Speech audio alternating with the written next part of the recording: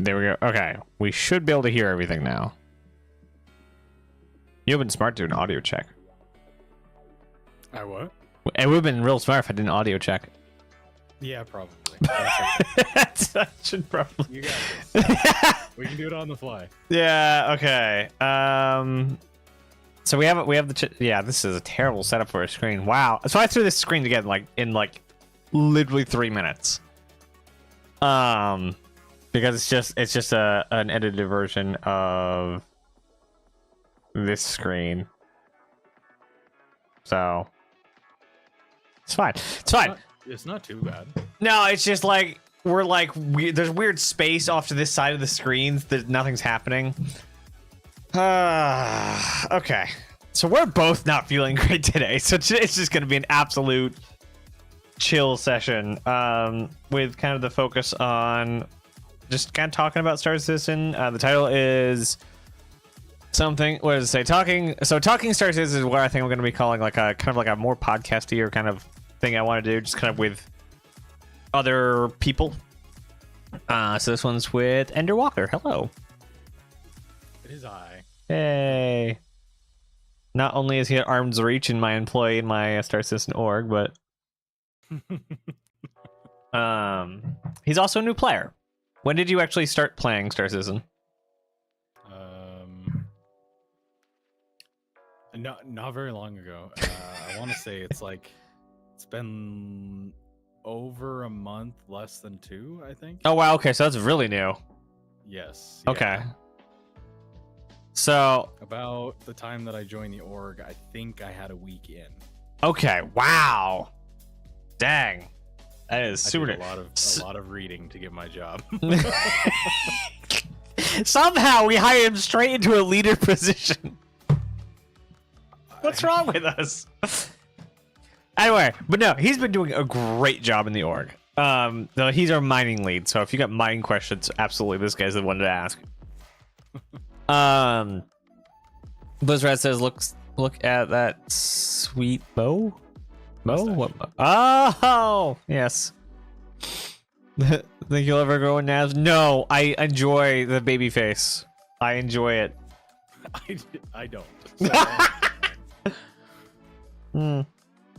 So yeah, cool, very cool. So, a lot over the past couple months in a lot of the discourse in StarCitizen, it's been a lot of what seems like older backers complaining about how new players will see stuff. And I've actually talked to Ender. I've talked to you about like the buying the armor and stuff on the website.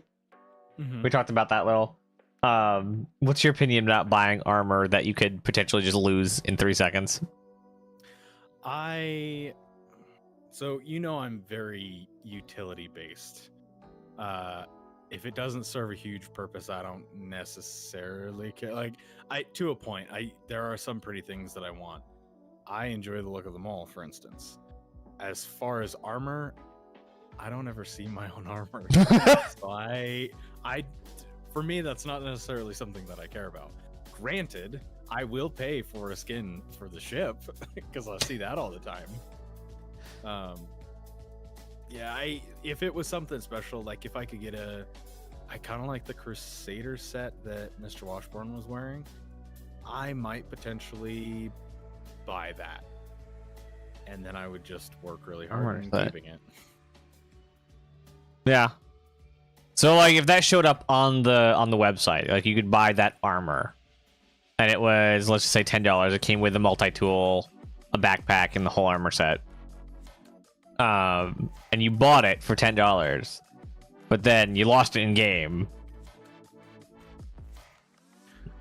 I would be disappointed, but I also understand the risk of putting on that set of armor. So it's kind of it would be a calculated risk. That would be something I'd pull out on special occasions, like when we go to our monthly meetings. Not something that I would just wear all the time. If we were running some cargo, I'd probably throw it on. When I'm mining, no. I know how easily the ship can explode. So, yeah, I think if I were to buy it, I would be assuming the risk, and that's just kind of what it is. All right. I would hope that there might be a way that I could re-buy that armor and re-get that skin, but if there's not, it kind of comes with the territory. There technically is, but there's like a major limitation because you can melt it. Since you bought it on the website, you can melt it, and you can either buy another one, but apparently they took them down after the free fly ended. But you can for 2 times a quarter buy something that you previously had. Okay. So you're able to melt it and then buy it back twice in a quarter. So for instance, if you buy something and melt it, it goes into like this private shop area. I like to think of it as called your buybacks, and then you get 2 tokens to get stuff out of there, 2 per quarter. Trying to find my notes because all of my devices sort my notebooks differently. Like my phone does the OneNote notebooks alphabetically. My computer lets me sort where each of them go, so I can put the ones to the top that I actually want to look at. I'm actually like working on. So that's fun. To do live stream. There we go. I feel like I had more in there. Oh, it's fine. Anyway, so you've been playing StarCitizen for about two months, definitely less than a year. What do you think? Yes. What do you think of the game?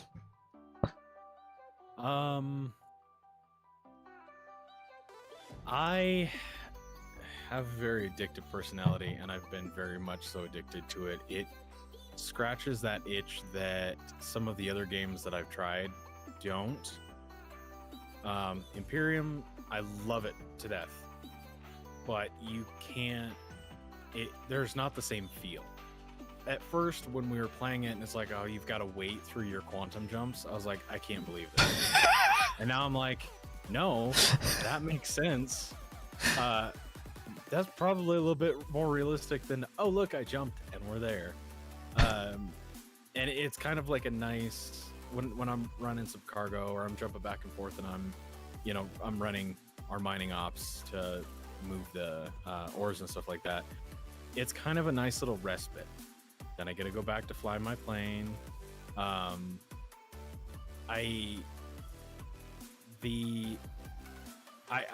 very much like, I like simplistic things, especially HUD.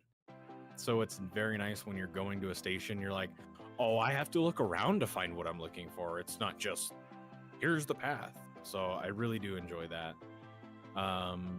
The mining aspect of it, I can't say enough about my job. I love my job so much. That's good, because I like you doing your job. I do it. Yeah, is why I do it so much. With the ability and everything that kind of comes forward, and it's really a group project, and that was kind of the game that I was looking for as well, because I have a lot of single player games, which is fine, but I get bored playing by myself all the time. So having a game so expansive that we can all kind of go do some stuff, and we don't have to be in the same area to do things together, or we can pile, what was it, 4 of us inside of the one ship, and we were just kind of working, but we were having fun. So it definitely scratches a lot of itches. I am both nervous and excited to see what's forthcoming, because I don't know a lot of the news. I don't really pay attention to a lot of the news kind of up and coming. I pay attention to my mining side, and that's about it. All right, so you definitely care much more about the game we have than the game that is coming. Yeah, I'm kind of in the moment. I'm kind of in the moment kind of guy. So I'll be looking forward to the changes, but I'm going to enjoy kind of the now more than worrying about that too much. Okay, that was actually one of the next questions I had. So cool. So you said you don't keep up with the news a whole bunch. How much do you know of StarCitizen's history? I knew that it was an exciting development to have trees and being able to land on the surface. That I want to say I want to say that I know more, but I really don't. I know that the game's been in alpha forever, and it's been, thing after thing's been being added. I know quantum, being able to kind of jump in tandem through quantum wasn't a thing a few cycles ago. The mining aspect of it, of course, because I know a lot about it, the mining aspect of it completely changed when we hit 19.0, because I'm still filtering through information from 18. That's really about it. Okay. Okay, so do you know what Squadron 42 is? I've heard the name used a lot, but I don't think I know what that is. Interesting. Okay, that makes a lot of sense, because like Star Citizen's game that people see, it's a lot of the time the game that the new players sign on to play, because like it's online, it's a game you can play. Squadron is this still in development, still behind closed doors, still like they haven't even started up their what most companies do as their like announcement trailer, release trailer. I mean, technically it's had its announcement trailer, so it hasn't had its like upcoming release trailer and all those trailers to like start pushing their marketing. So that makes a lot of sense that someone who hasn't been here since nearly the beginning wouldn't know. Like, I missed the beginning by 2 years. I'm so upset. I'm still salty about those 2 years that I didn't find it, because like I love space games, and somehow between baby gamer me being like playing Midtown Madness on my dad's computer, and then our grandparents getting us a Wii, and then me getting a computer again. Right after then is when like 2012, and I should have been there. I never played a Chris Roberts game. Never played Wing Commander. Didn't get into any of the Ultima games. Freelancer, or what was the other one? Privateer. Never heard of them. But one day I was just looking up in 2014, like space game, like space large game where I can do anything. Kind of like a Star Trek game, but like not Star Trek, because Star Trek games and me do not get along, because they're like playing Star Trek games to me is kind of like reading a Star Trek book, not playing Star Trek. Like, you're not given a ship and saying, there are the stars, go find them. Like, go see what's out there. A lot of Star Trek games to me are like running through different scenarios, kind of like a one shot in a D&D game. Like, the story's given to you, you're not trying to find it. I forget where the import was going there. I'm following you. But yeah, so anyway, Squadron 42 was the game that technically was on the Kickstarter. It wasn't till the Kickstarter ended with like 200 something %. Like what did the, if I look up StarCitizen Kickstarter, what's gonna show up? Can I type today? StarCitizen Kickstarter. Now I remember them. Their goal was $500,000. They got $2 million. So wow. that's 400%, over 400% goal. Now I remember there is a second one. I know there's a second one because they were saying something about, I was reading something of the history of it, and it was they had to start a second Kickstarter because of the amount of traffic they had on it. 142 Kickstarter. No, it just leads me back to that. There was a thing about it. I just don't remember where it was. Okay, so I guess the Kickstarter campaign did say Star Citizen. Okay. Interesting, but a lot of the stuff at the beginning was it was Chris Roberts doing the Chris Roberts thing, which was his thing was Wing Commander. Like, yes, he had helped with Freelancer and Privateer, but not as much as he had in didn't work on those as much as he worked on the Wing Commanders. And he had like what, 5 Wing Commander games and a movie? College script. Boyd talk is interesting. Is it now?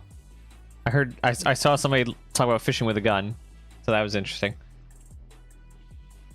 With guns and tractor beams. That's fishing apparently. Guns and tractor. Yeah, all right. We'll take it. Let's see. It's 400% kickstarted. Now I'm reading the Kickstarter stuff now. But that I'm rethinking everything because I was told, because I wasn't there when like the Kickstarter was going on. I was there like I said 2 years after. Well, a year after it all moved over to the site. Electro skin hull enhancement. What the heck is that? That's apparently the $5 Kickstarter pledge. Okay. Yeah. All right. You got an Aurora for $30. Hello, Access and North End Trooper and Blizzard. Hello, welcome in. I am kind of excited though. I was taking just as a side point because I have ADHD. I'm kind of excited because it looks like the Hull C is committed for 320. Mm-hmm. I think it got committed a week or two ago. Yeah. Nice. Yeah. So it's definitely coming in. Definitely. So I have to go and like rebuild my entire like year one knowledge of this project, because all of the... I know there are Kickstarter goals for how long the story is going to be. But all of the on Kickstarter goals I'm seeing, all the stretch goals on Kickstarter I'm seeing are all for... All right, those are pledge goals. Never mind. Where are the stretch goals? Stretch goals are here. Wait. That says 6 million.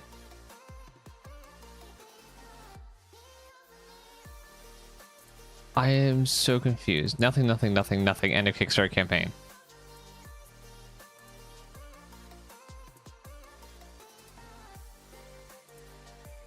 There we go.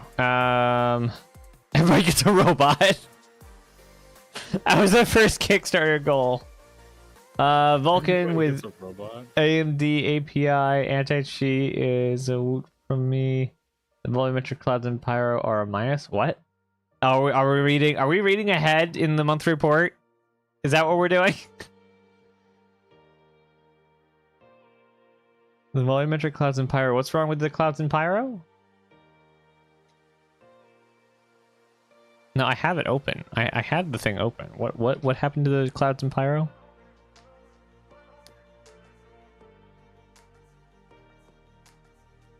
Switch to a low dependency basically.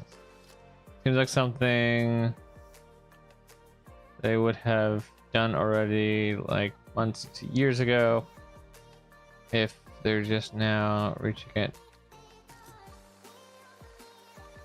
In the pyro clouds have been being worked on since at least 3 years ago CitizenCon, where they showed off the new cloud tech. So if there's any work going on the clouds and pyro, then that's going to be update and polish work. The screenshots are freaking amazing in this month's report. We're gonna touch that later though. Let's see, Idris Corvette, Destroyer, Kathak. Okay, so the first squadron stretch goal is at 2 million. Yeah, it's a lot of money. StarCitizens will receive access to the Squadron 42 campaign 18 months. I don't know what 18 months mean. And it says 30 missions. Now I want to know, where's the original link? Is there an original link?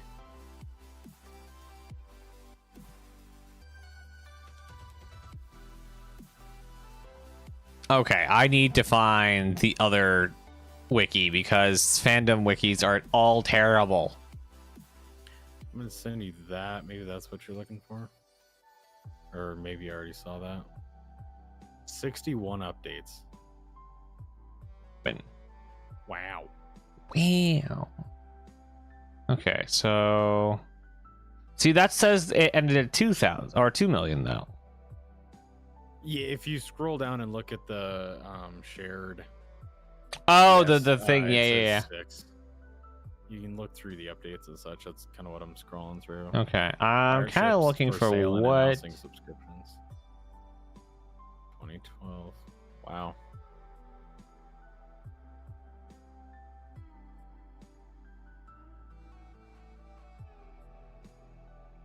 Retaliator, Builder, Aegis, Crew 6, Mass at Empty is 89,000 kilograms. Focus, Strategic Bombing.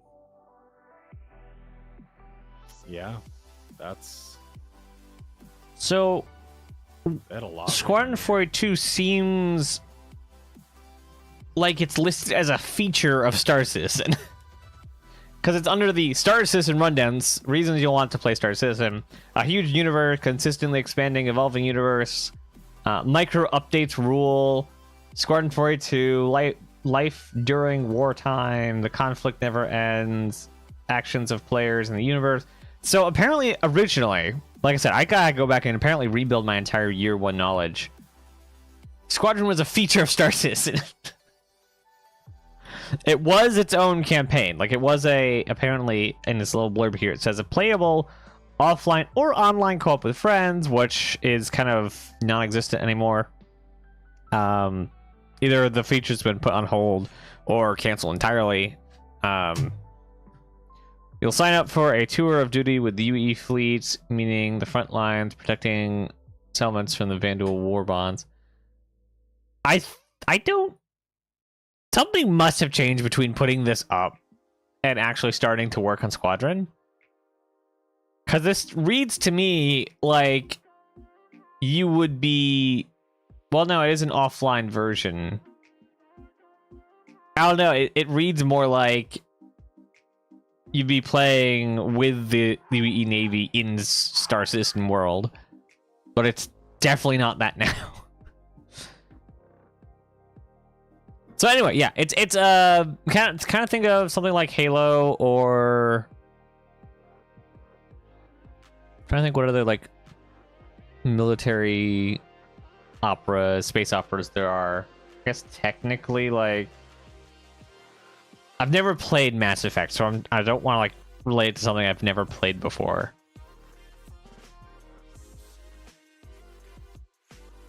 But yeah, it's a cinematic, story-driven, single-player space opera. Okay. I'm kind of looking at the cinematic trailer right now, and it looks pretty good. Yeah. Which cinematic trailer? Hmm? Which cinematic trailer? Right off RSI's website. RSI. Yeah.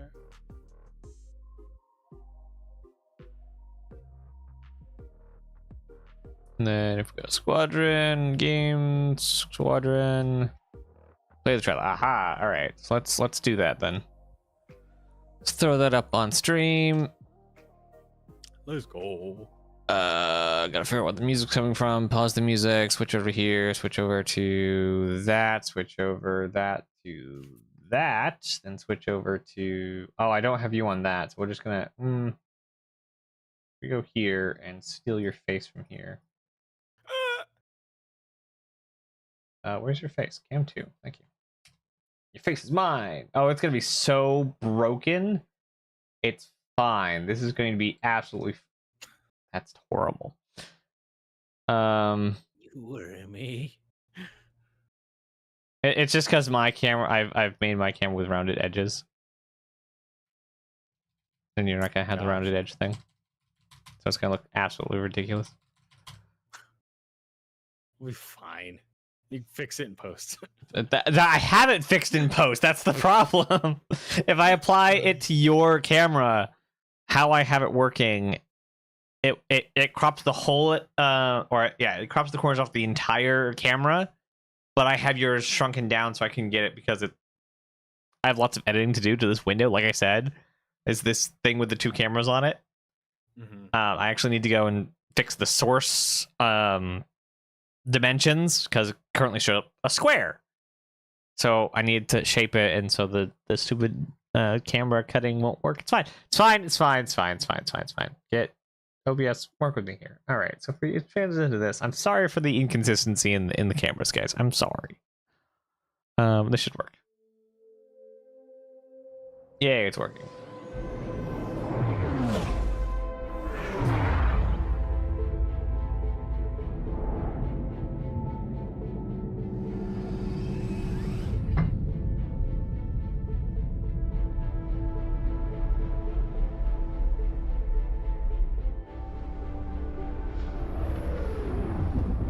I saw you apply to the Flight Academy again.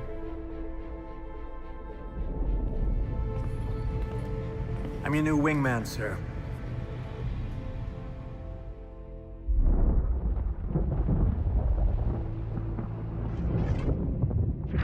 The coil. Local scum use it for cover to launch attacks.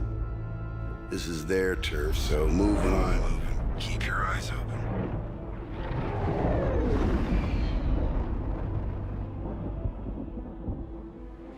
No southern moves. Who the hell are you? we're OMC. And OMC belongs to Sato Khan. Is that your boss? Are we supposed to be scared of him or something? Yeah. The OMC aren't the only ones listening into comms.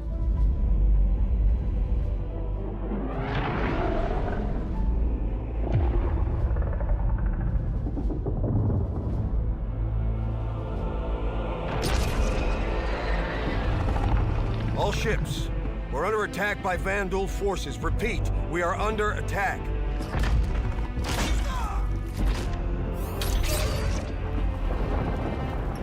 There have been battles. There have been losses.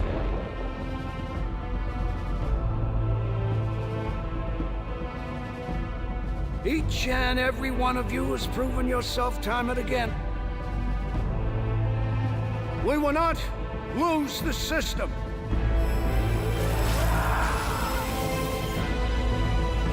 We will not fall back. Form up, Cal. You got a point. Copy that. Tally's on me. Let's say hi. We will win. Because we have to.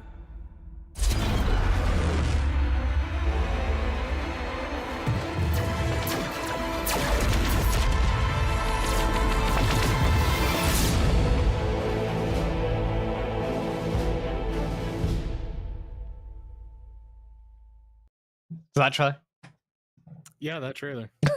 That's really cool looking. Might I might look into getting that. Yeah, it'll probably should be on a discount during SysCon. I should be. Yeah, they at least once a year go on some sort of sale. Sale as in cut in price, not sale as in on sale, because StarCitizen is weird like that. So yeah, I guess it's a single player. Well, I shouldn't say probably. Last I heard, they were having trouble or didn't really know how to put in the multiplayer into that game. Because it is so narratively specific on a lot of things. Like, a lot of the characters talk to you, not you and your friend. And you know, a lot of the narrative beats that we've seen are like you introducing yourself to Mark Hamill's character as his new wingman, and normally you only have one wingman, at least two, pairs instead of trios of wingmen. And yeah. So as far as I know, the whole co-op thing is dead. Which wouldn't be a terrible, like, story-driven games like that. I don't feel like that would be a terrible thing to do, because it would be very difficult to kind of add the co-op aspect, and it would have to be like one other person, right? Mm-hmm. Couldn't just be like, oh yeah, I got 12 friends. Well, yeah, come just join. It's like, that's a lot of wingmen. Yeah, and then trying to balance like encounters. Yeah. Like, and that's where it is night and day, the kind of gameplay that's in Star Citizen Squadron right now. Most of Squadron is actually playable through. Like, internally, they've been able to, I think the last thing they said, play a large chunk of the game straight through. Oh, wow. And their AI is much better. That's like the understatement of like eternity. Their AI actually works. They're intelligent. They that's terrifying. Yeah. They're even added, like, just this last year at SysCon, they were talking about, they added a new search patterns for them. So if they hear something and they have like a credible threat, if they like see you and then you disappear, they'll start a search pattern. So they'll actually go through the environment looking through things. And if they find like a branching path, they'll note it and then go one way. And once they're done going down that way, they'll come back to go that other way.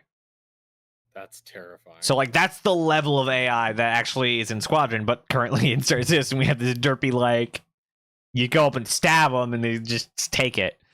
Um, so Just oh. yeah, like people love just running in, just like medical gown and stabbing people, stabbing the NPCs. It's just ridiculous. The benefits of knowing what the entire game is and trying to run this in development thing on servers that have connect to hundreds of players, and you don't know what state the game is in at any point in time. Like, you either get perfect NPCs or derp NPCs. So like that's one of the biggest things, but like also the potential of gameplay. Like, you're not going to be a miner in Squadron. You're going to be a Navy fighter pilot. Like, there's no career choosing. There's no living in a house somewhere, hauling, mining, etc. It's you have a job. Do your job. But still, I still feel like that sounds pretty cool. Yeah, It'd be something I'd probably be interested in looking into. yeah. I'm probably think of it like it's.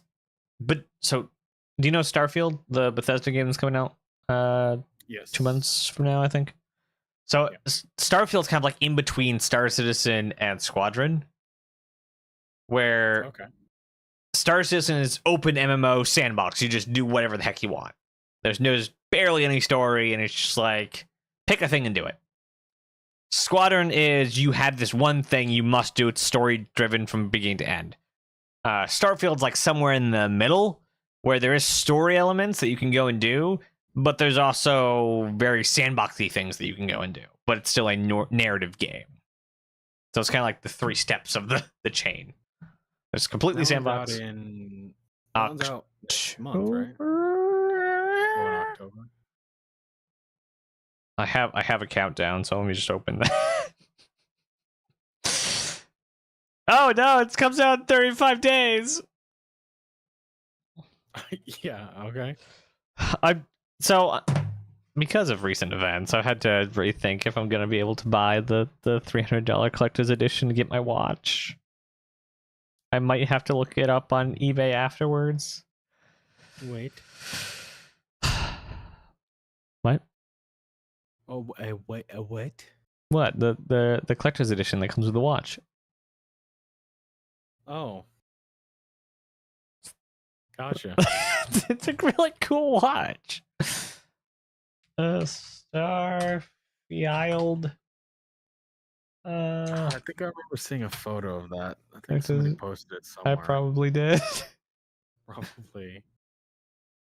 It's going for $490 or $479 on eBay. There you go. Digital game download, wow, steel yeah. bookcase, watch case, patch. Blah, dude, don't care. All I want is stupid watch. Like, I will definitely enjoy everything else here, but dang, I want that watch. All I want is that stupid watch. And I know, like, it's going to be terrible. I just think it looks cool. Like, I don't know if you were around during the Fallout 74 launch. I didn't play the game, but I remember hearing a lot about it. So you were supposed to get these like duffel bags, and they were basically plastic bags that like tore apart, and these Nuka-Cola like all the merch was basically falling apart and smelled bad. Like, I know this will be bad, but I still think it looks cool. I want it. They also have a controller. A friend of mine got it, and she had made mention she can't put anything in it. Yeah, 'cause they'll stink. Oof. Yeah, so Bethesda, like... So here's the thing about, like, taking past launches and assuming current launches is we're assuming zero growth. And companies are always growing, unless you're EA. There's a couple other companies, unless you're EA though. But like, I understand, and I do expect that the Starfield launch will be pretty buggy, and the merch that they're selling with these collector's editions will not be premium content.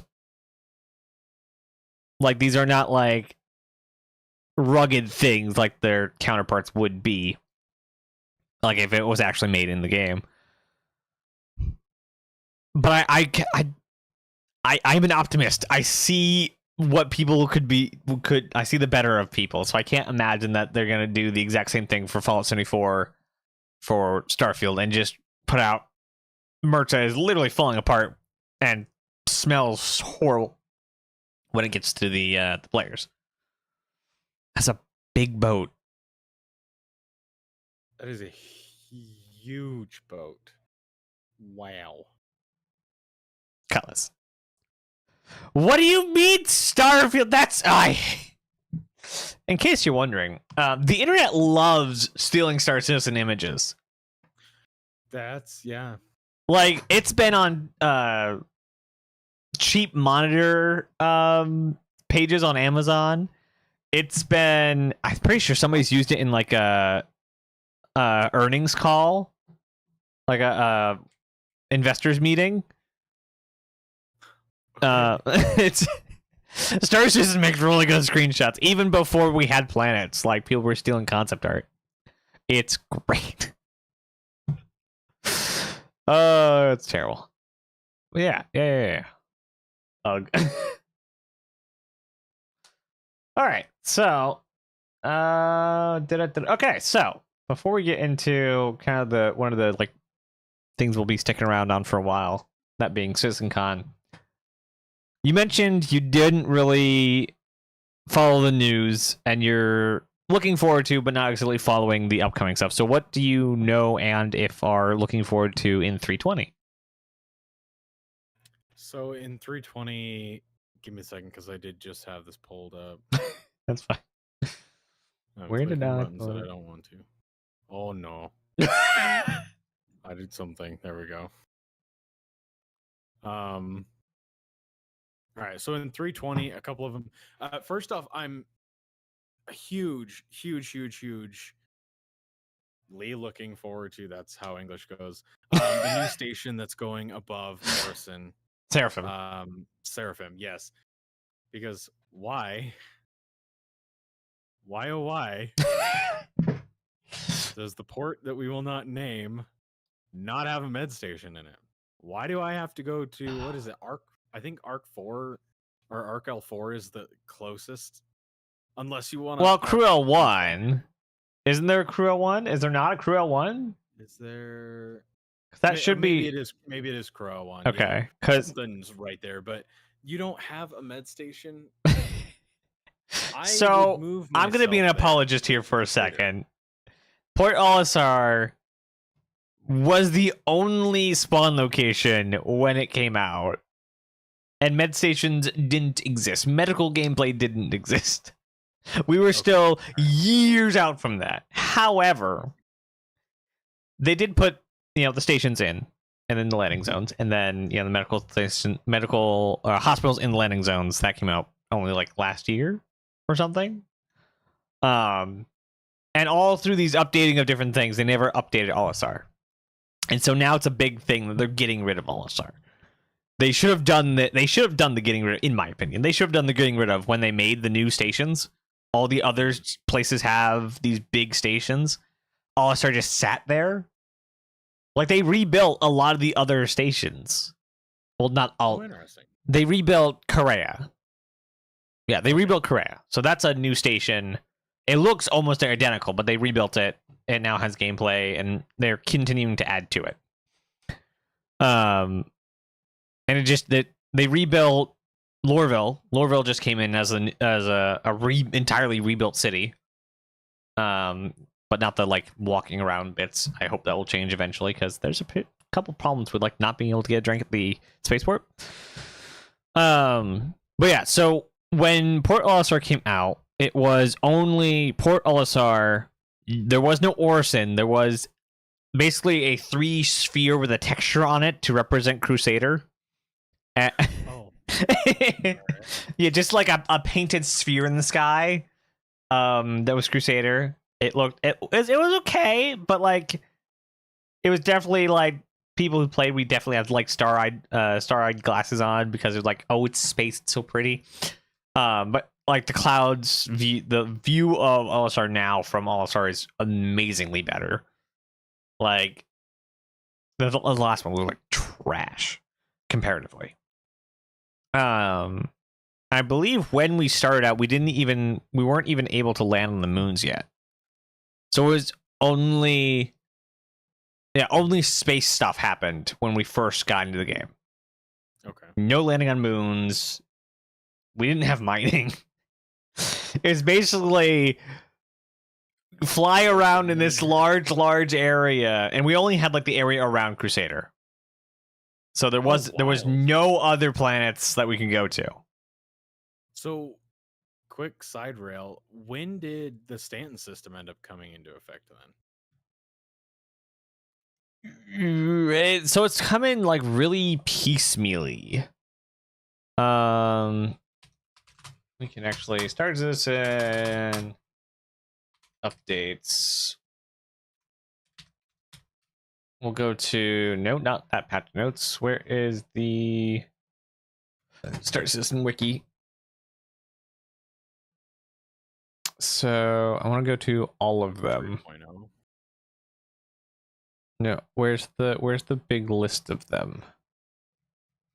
Why is it so zoomed in?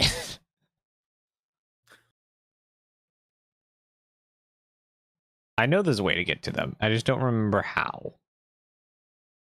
StarCitizen Alpha?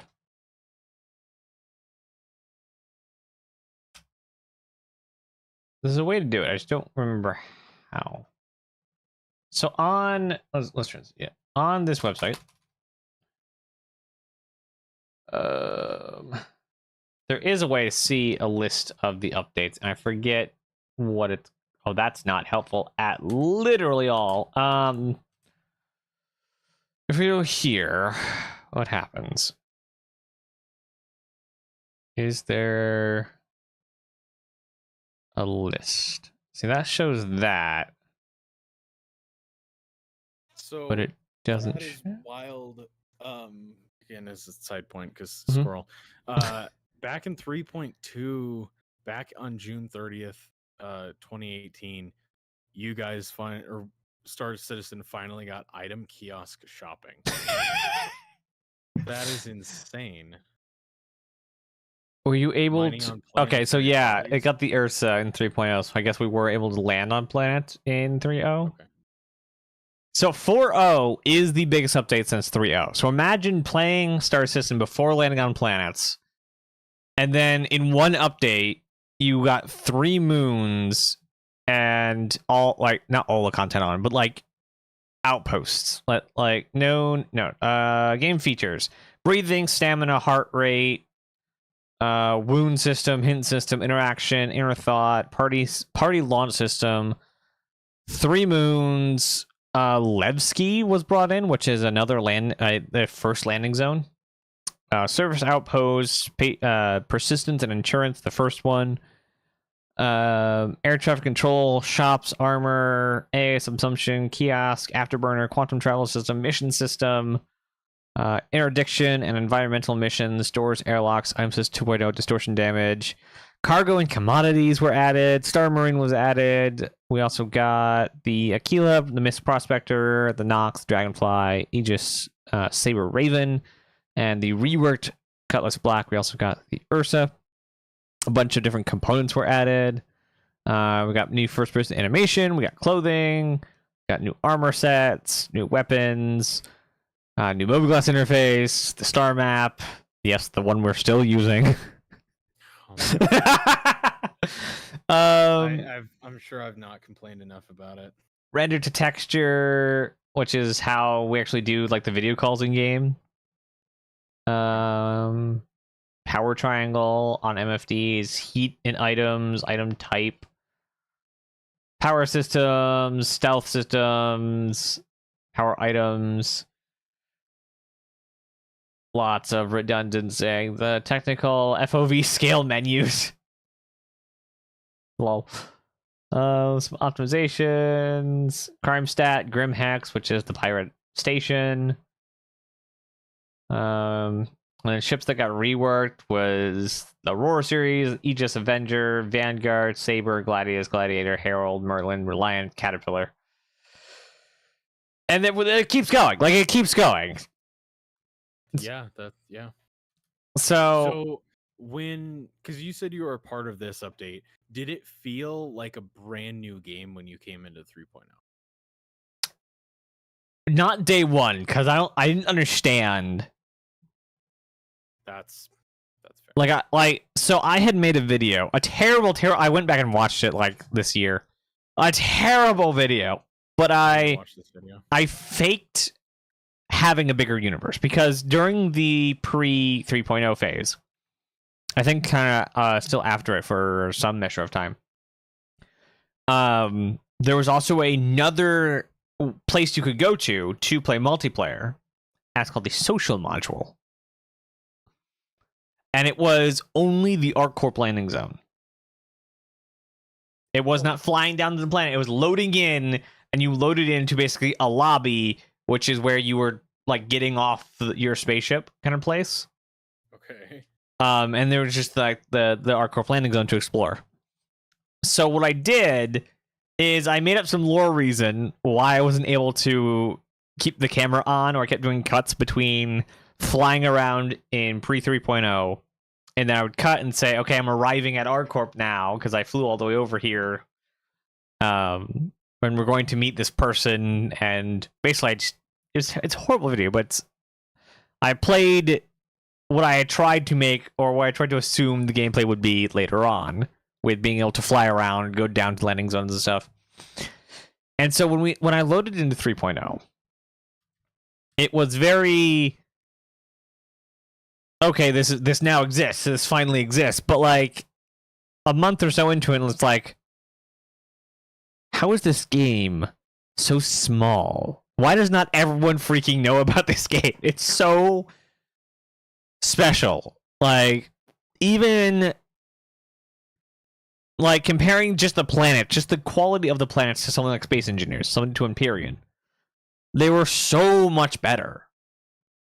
Like, in Space Engineers, they were very blobby, but in Empyrean, they were very like messy and look photoshopped a lot to me, because there was these like weird shapes all over the place.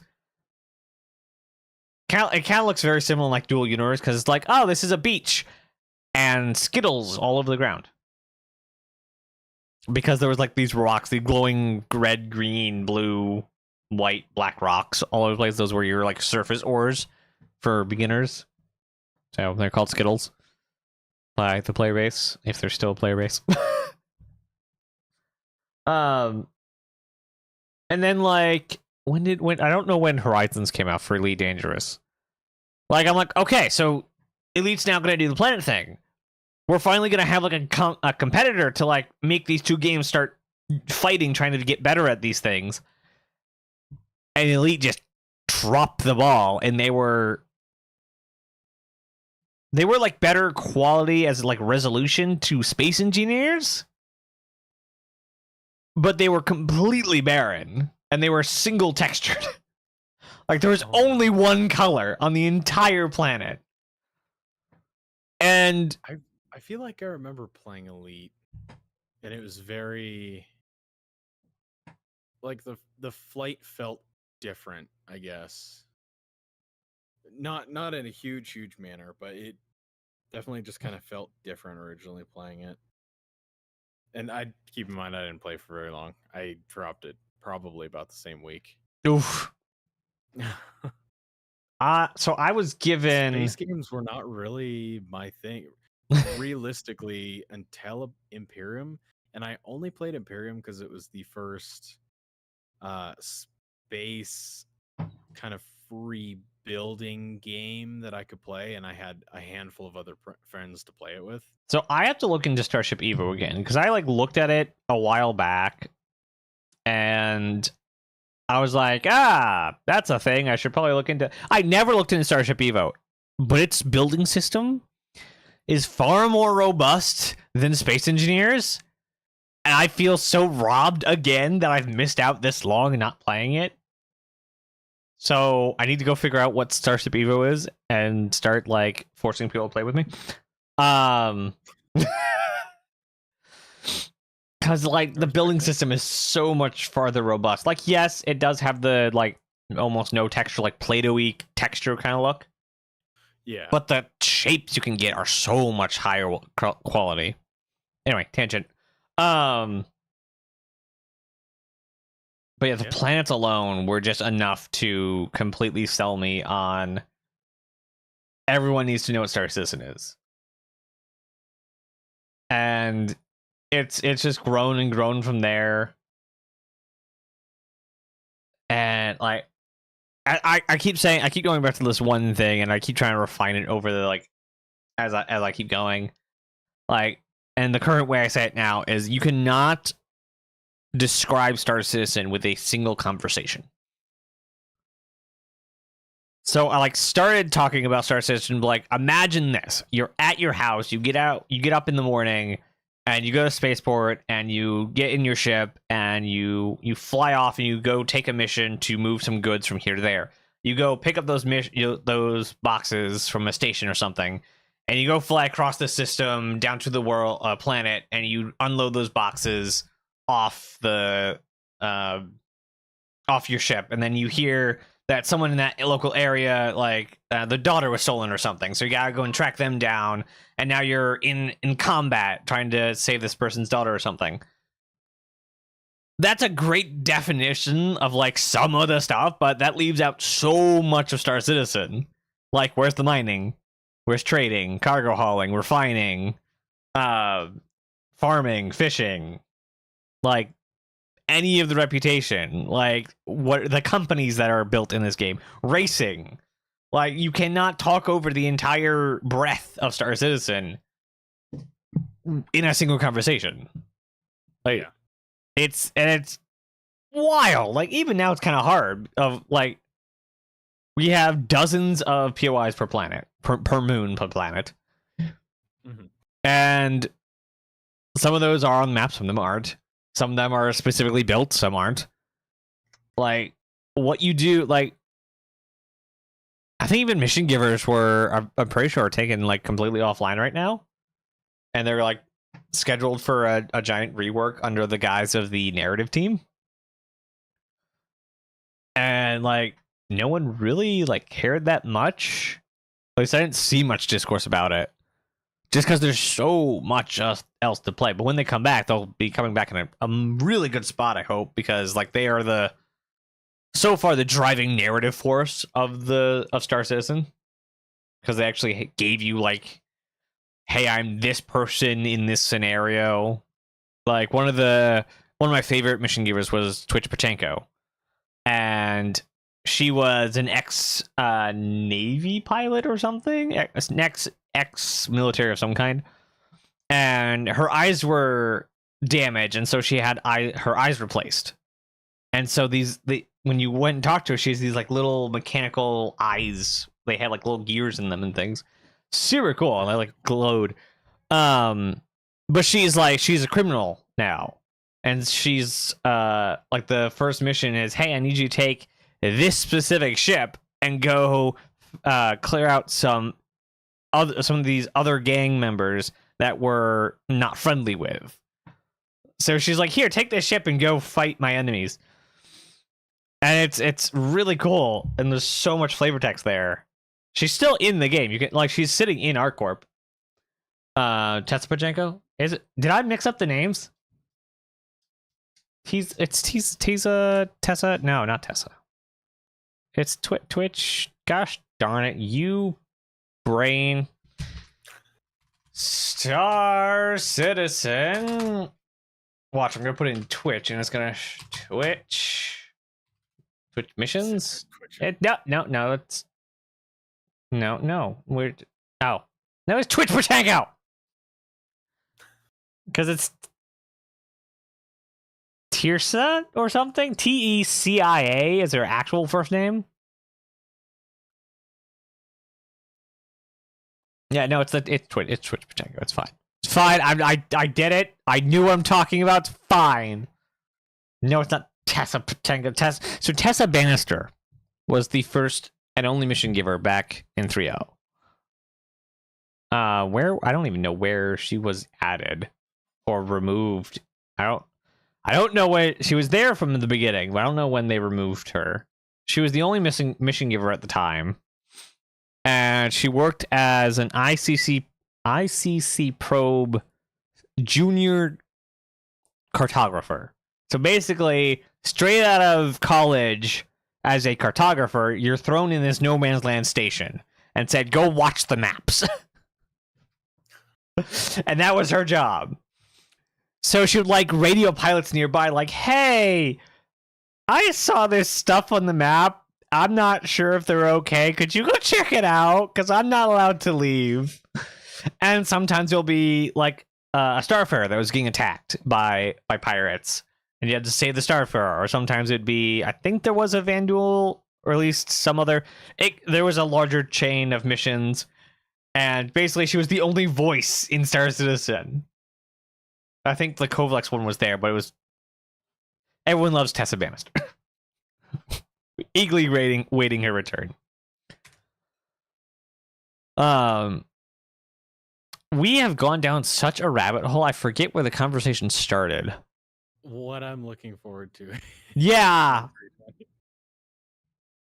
And then started where on the station, and then it just went. Oh, the station. Right. Other than the station, any thoughts about 320? Yeah. So there's a couple. I know we have been talking about. I found it. Sorry. We've been talking about what is the word for it? It's the cargo update, physicalized cargo update. Yes. I'm so looking forward to that because I feel like that would round out kind of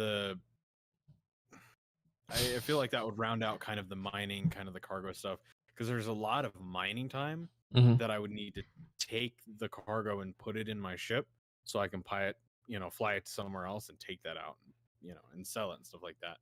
And I think with that, you guys have also been talking about. I kind of made mention the whole sea, which I'm looking forward to, the Spirit, and I think we're waiting on ship tractor beams. I think it's something else we're waiting on. I don't think it's gonna make it into 320. We haven't heard anything about tractor beams being in 320. Oh yeah, I forgot. The other one. Stop reading ahead. What? Access is in the players is in white box. Stop reading ahead. He's reading the monthly reports and he's sampling in what he keeps finding. The other one that I was interested in was the salvage contracts cover-up new mission. Okay, me and Tree had quite a rant about that one. So do give us your take on it.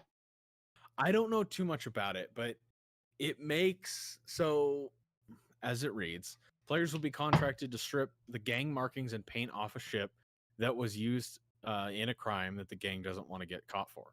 Security forces will also be searching for the ship to confirm and prosecute whoever has committed the crime. So this means that we are going to have, I'm assuming, space dogfights while there's salvage, while there are people trying to salvage stuff off of ships. I am looking forward to what that's going to do for I guess like space in general.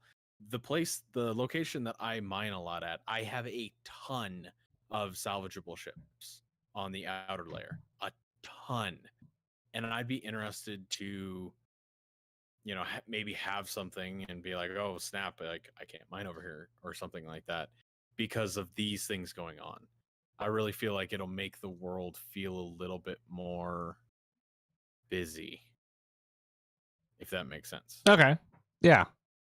And aside that, I know nothing else about it.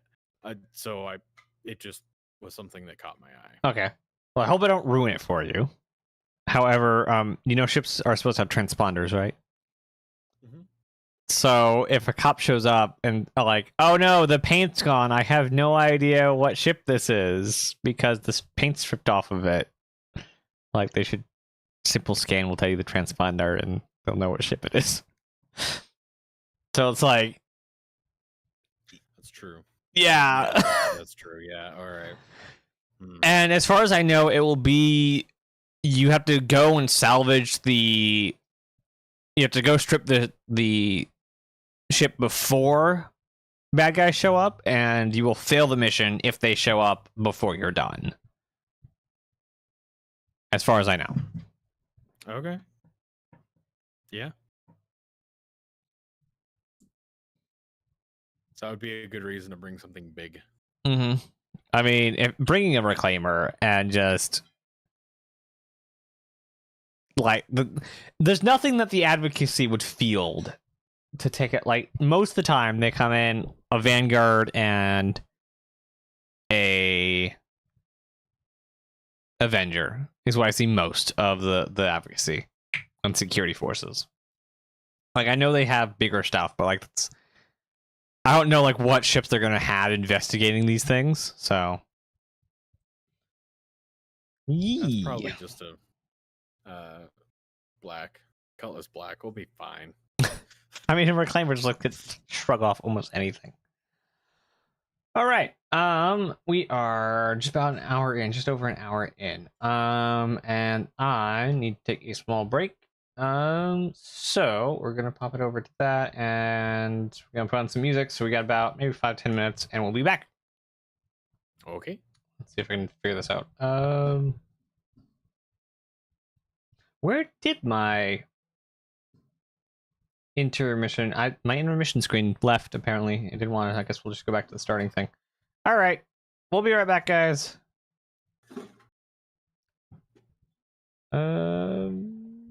Where's Discord?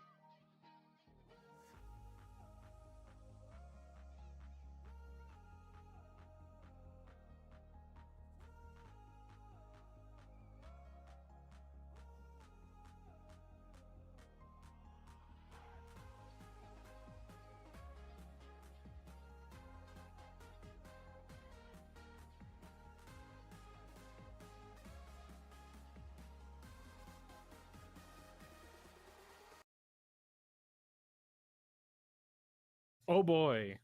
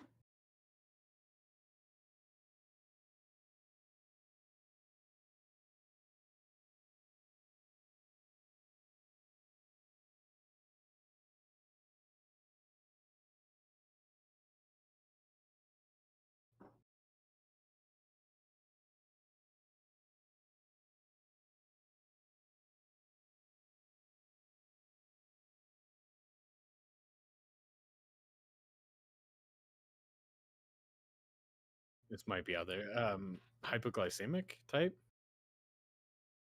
Okay, because I know that's that's fair. No, that's just something I struggle with too. So yeah, I've gotta regulate my sugar intake.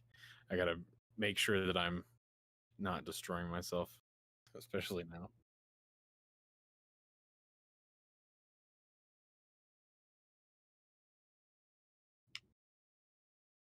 I'm jealous. I thought about before you came back. I was like, I could jump up and I could get some coffee. Yeah, then I gotta clean the coffee pot because I didn't clean this morning, and I'd have to like, nah, I don't.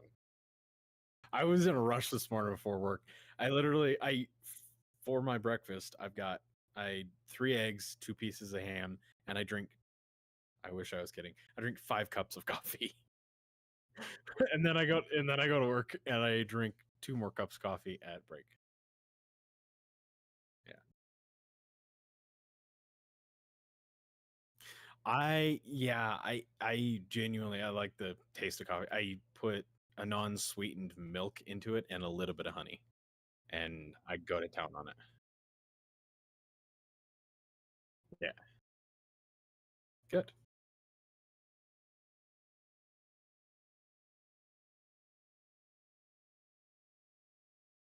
Hmm.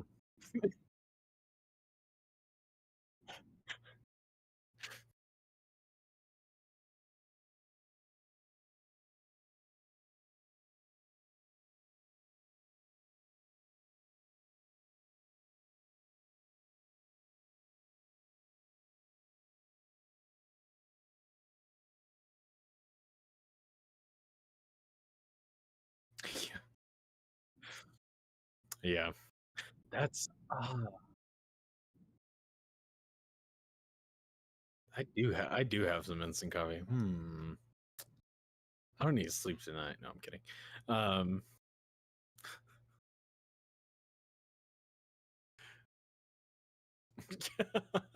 you're welcome.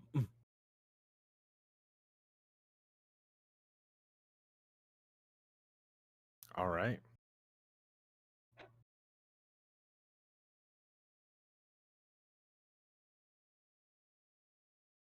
Yes, I was. It will be nonstop until I have it in my possession. I the amount of so all right, I've already talked about how I truly love my job. Like at Enfind, love my job because of what it is. The mining aspect of everything. I I'm not I'm not super into prettiness. I like things for utility. The Orion scratches so many itches. It has a little mouth on the front of it. So that was the original concept art. And then they're like, "Now we need it bigger." Yeah. Yep. They they got a little yeah. That looks I want it so bad. I don't care if it's $600. I want it.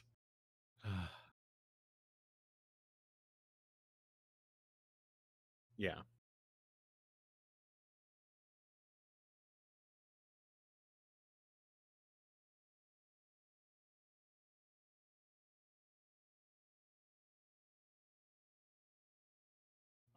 I don't know.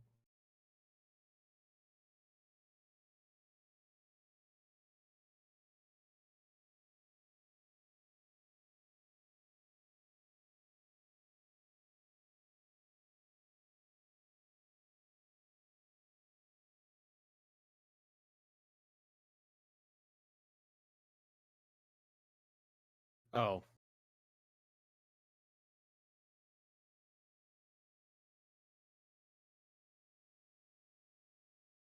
Hmm.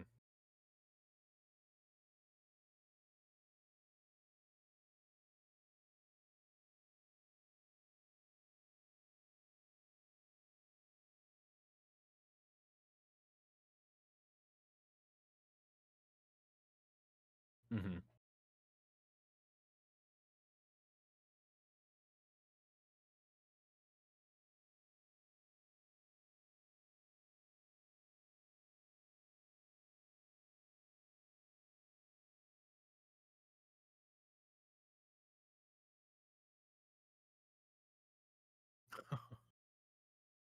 Like schmo.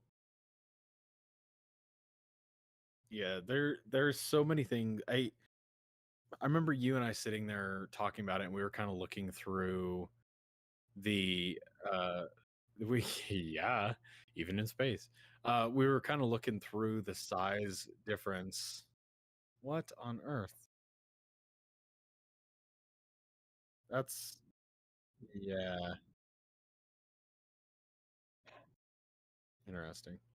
I do like so something cool about it. Um, that I was looking up a couple days ago. Yeah, those cargo boxes actually rotate, which I think is again just there is nothing bad that I can say about that entire ship. It is huge. There's so much stuff inside of it. It You can mine things, and it can be your refinery stations that automatically processes into cargo, which is huge. Now granted, this is going to be something like, hey, I'm on for 2 hours. I'm not going to pull that thing out. It's going to be like, hey, I decided for the next 24 hours, I'm going to be doing this. I'm going to be pulling out the Orion. Who all is joining?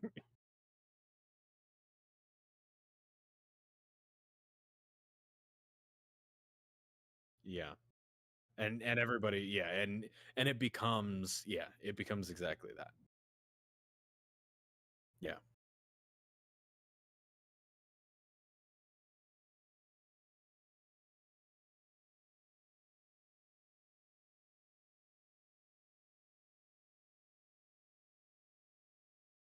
Yeah.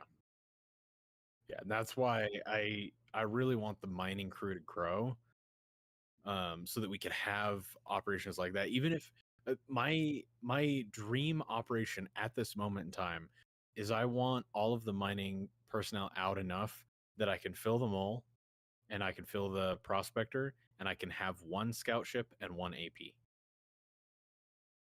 That's a lot of people. That's what, five, that's like 7, 8 people. I want it so badly because I mean, 100% truthfully, we could really be raking in some cash. And something that Washborn had said about the packages, that's such a good idea, because then somebody's like, all right, I scan this, let me kick this out. You want to go to here next? Cool.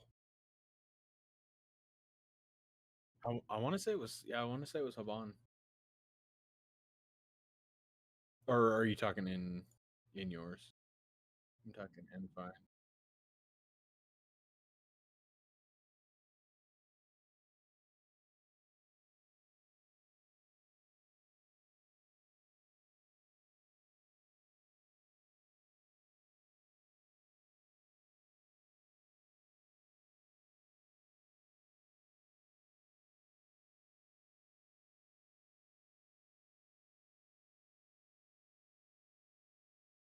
You're talking the Polaris? Okay. Because you cut out for half a second in my brain, and I thought you said Orion, and I was like, what?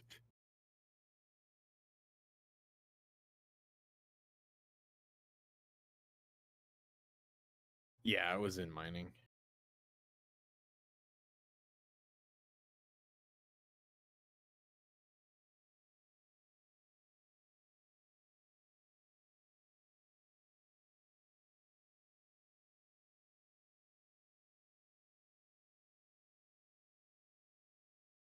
Yeah, and that's more than likely probably attack because I wish that there was a way that we could set pings in space for our crew. Because we can't, that's fine. I really think we'll probably be implementing something of like, hey, fly down to here, go pick up 6 boxes, whatever. And then once they drop off, let's see, 4 or 5 of them, they'll come back to us, grab the boxes that we had, and then, keep going.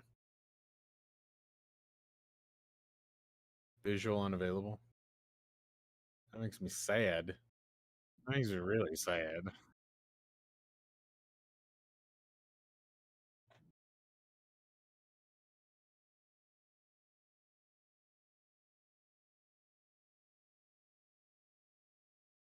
I'm sure, obviously, because it's a capital size, I'm sure that it probably will handle just as bad or worse than the Caterpillar, I'm assuming.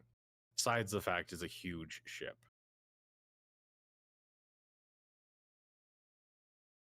I have flown, I'm pretty sure I can name all the ships that I've flown on one hand.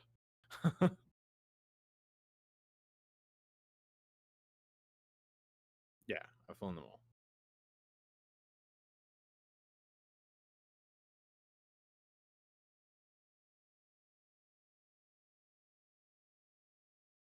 Yeah. Yes.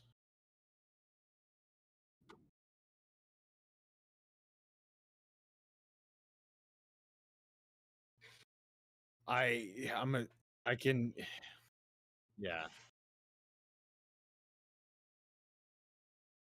it just floats.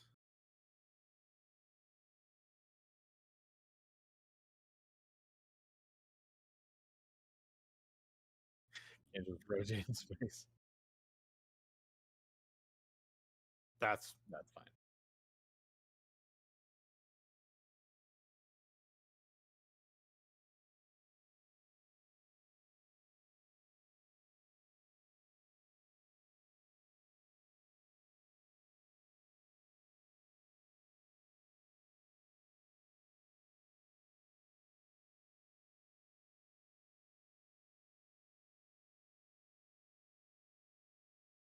Oh, interesting.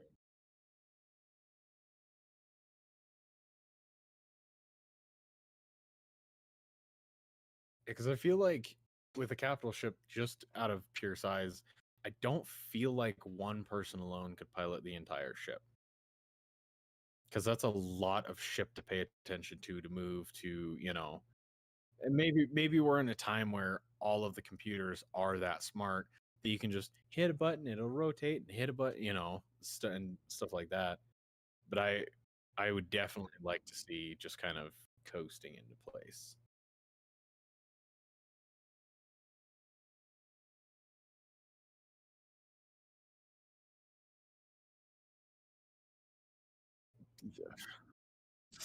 Yeah, yeah, right.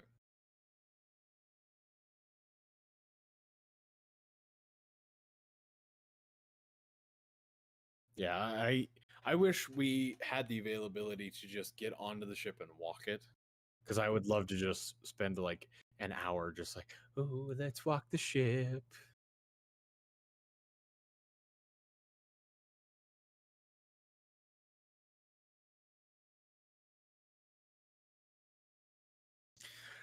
Yeah, yeah.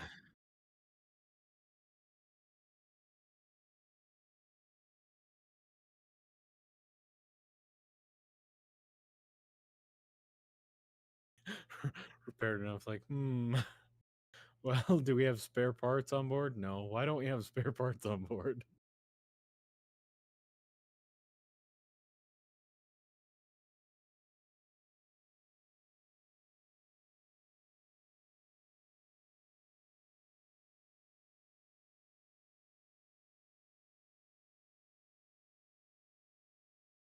Yeah.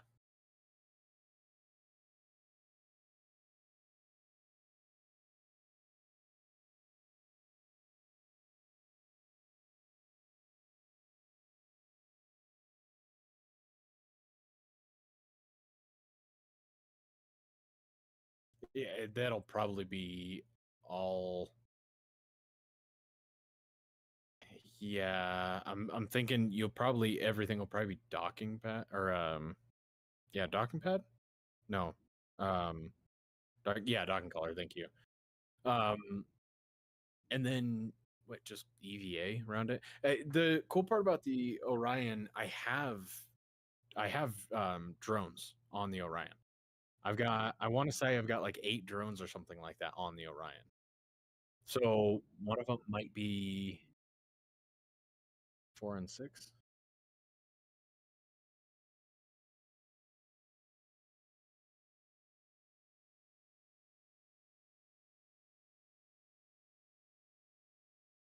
Weird. Okay. Huh. But yeah, I like maybe one of those. And I remember reading up about the drones. I can't think of them off the top of my head, but I want to say like one of the drones could be maintenance, which would make total sense. It's like, oh snap.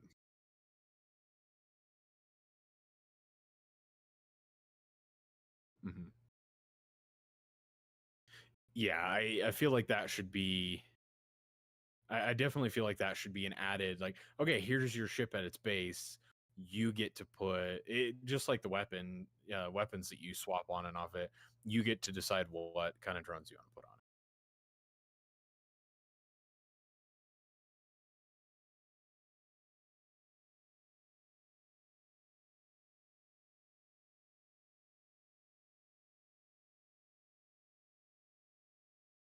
Oh, wild.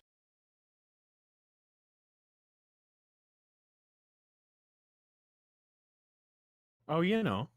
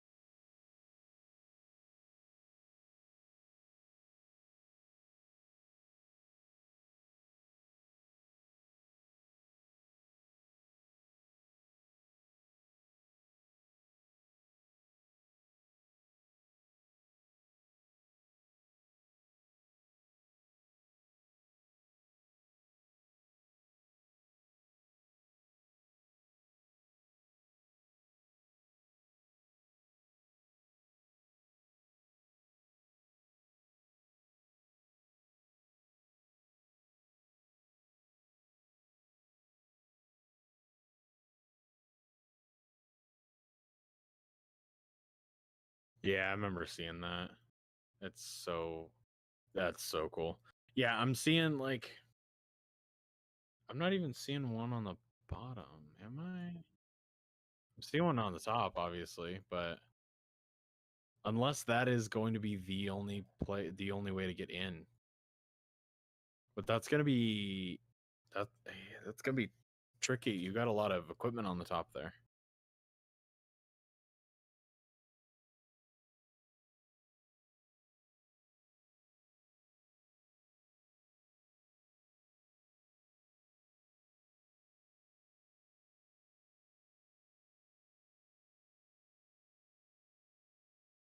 Oh, thank you.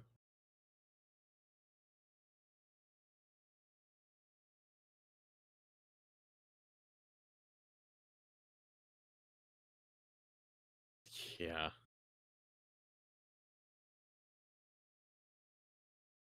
Yep.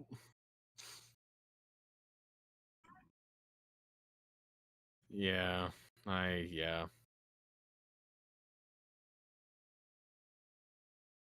It's such a cool ship though. When it does become a thing, I'm looking forward to it. And that's why when the expanse when the expanse comes out, I think I'm planning on getting the expanse first because that will help us with the initial. Obviously, we're waiting on the Orion, so when we're rocking the mole, or when I'm running prospector and I got one more person or two more people with us, that'll be something that I'll be rocking as well.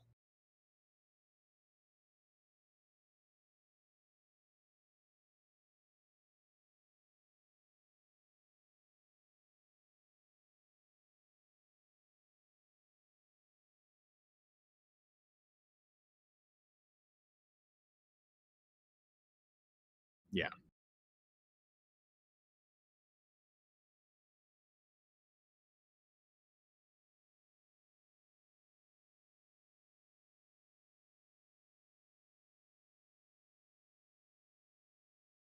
Oh, yeah, 100%. I got to play with Yelnek in the Scorpius. That ship is so much fun.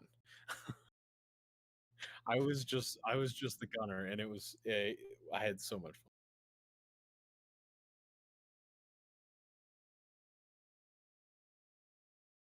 100%, yeah.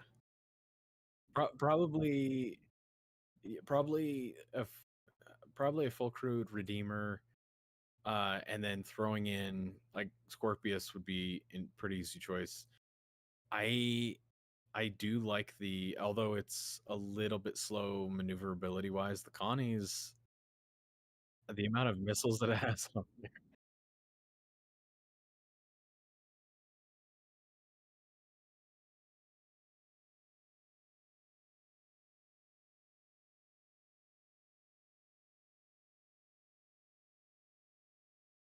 Yeah.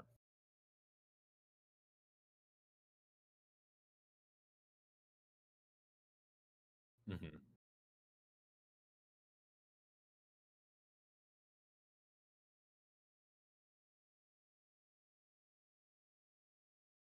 Yeah.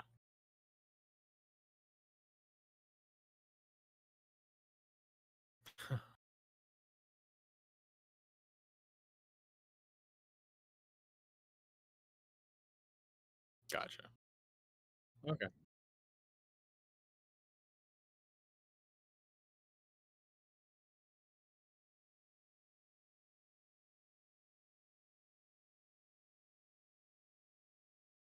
Okay.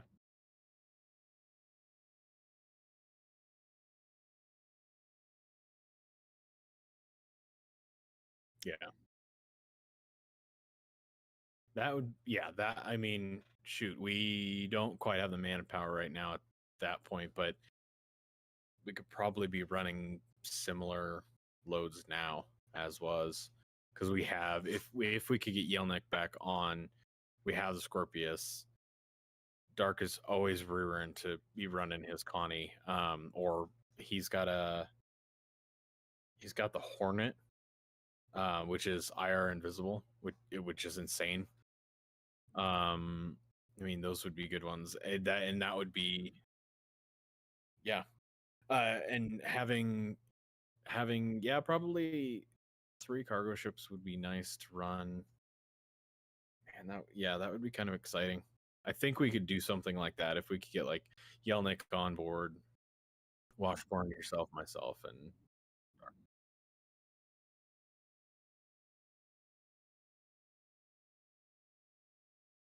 okay,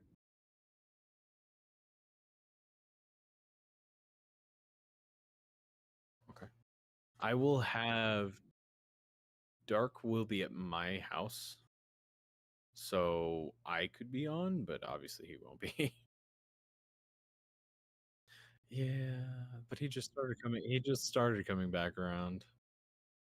So I don't know. Well, let me know when you're pulling something like that, and I'll have a chat with him and see if it might just be worth both of us getting on. Because I know with mining slowing down, the orgs funds kind of slow down. And I'd be more than happy to start putting money back into it.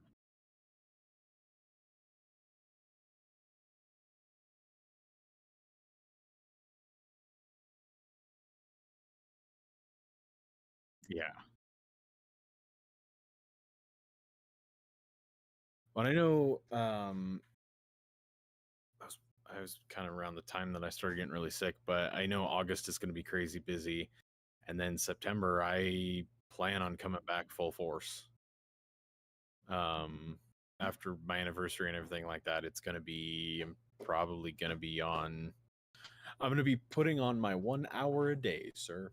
Uh, or something kind of similar to that. I'm going to try and get back into it. And nope, I got told 1 hour a day. Um,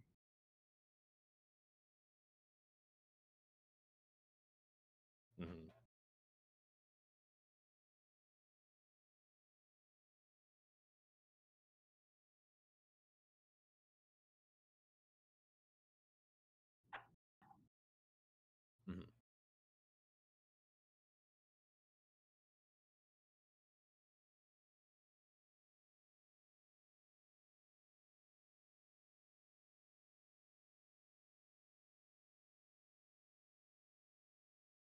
Mhm.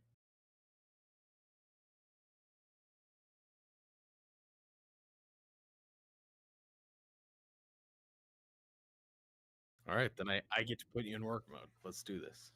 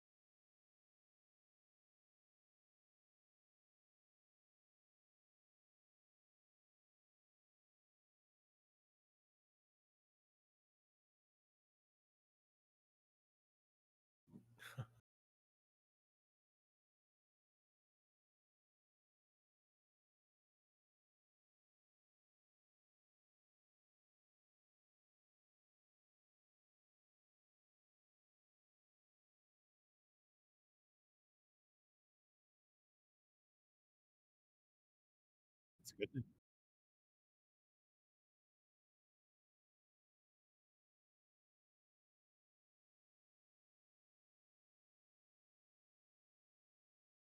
Second to last thing. 1, 2, 3, 4. Okay. Citizen Con. Okay. All right.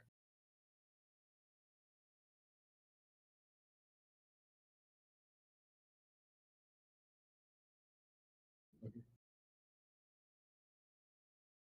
Yes. Just yes. I'm not gonna be able to. Yeah, not everybody.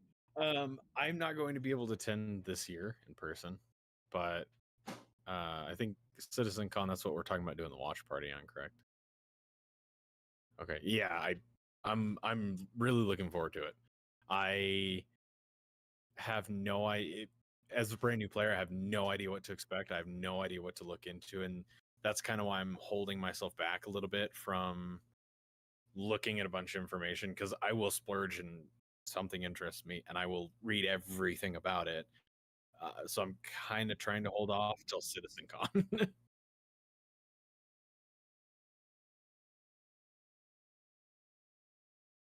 Okay.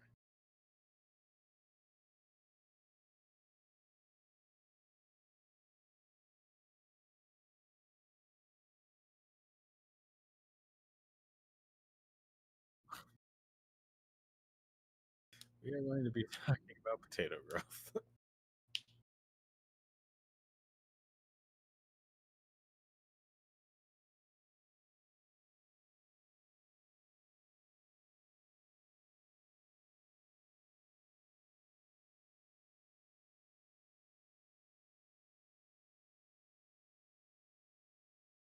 Mhm.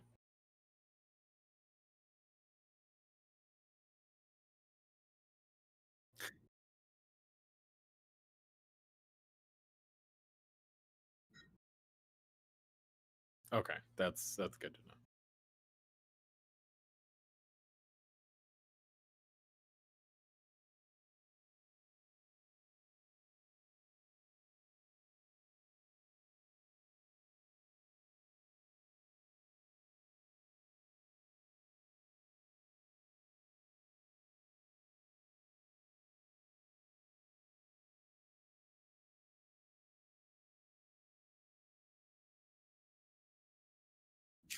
Apparently, I pressed the button on my remote.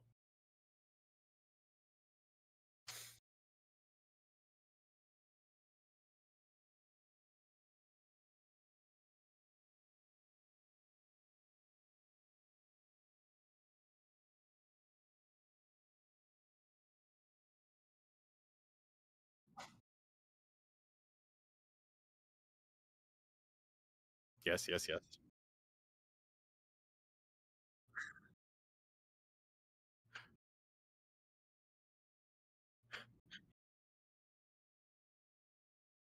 I chose the wrong day to stop sniffing glue.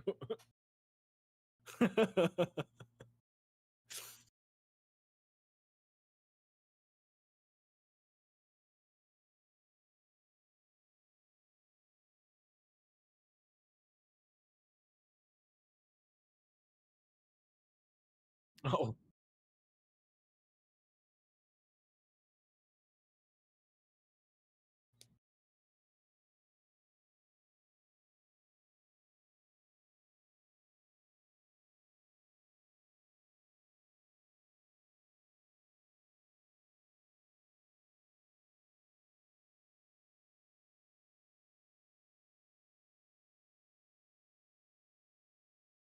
okay.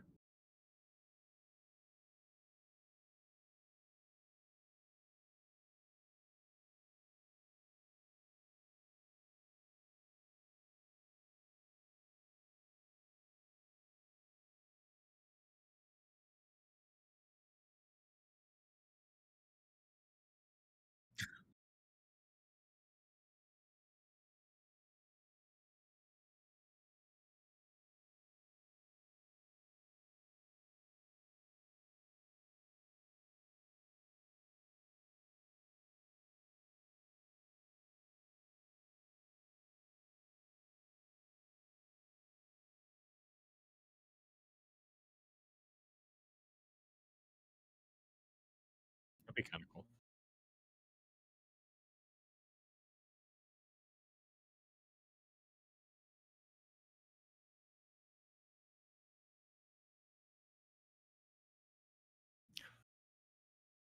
I do know I'm trying desperately to see if I can coax Dark into joining us as well, just to kind of give another new set of, because he's obviously more familiar with Star Citizen than I am, because he played a while back for a little while.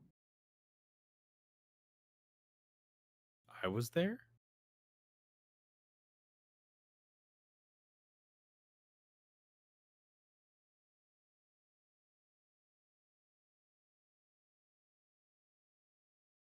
I don't think that was me. It was. It might have been like Ryan or something like that, but I don't think it was me because I remember I downloaded Star Citizen one night because it was a free fly weekend. I'd messaged you and I was like, "Hey, I have it downloaded. When are we playing?" And you said, "I'm so sorry. I have something that I have to go and do tonight, and it was important." I was like, "Okay." So I uninstalled it, and that was it. And then, what was it? Yelnick and Washburn were like, "Okay, just it's a free fly weekend. Just install it now. We'll go take you in a ship and we can just explore. You don't have to do anything. Well, let's just go check out some sites." And I was like, okay.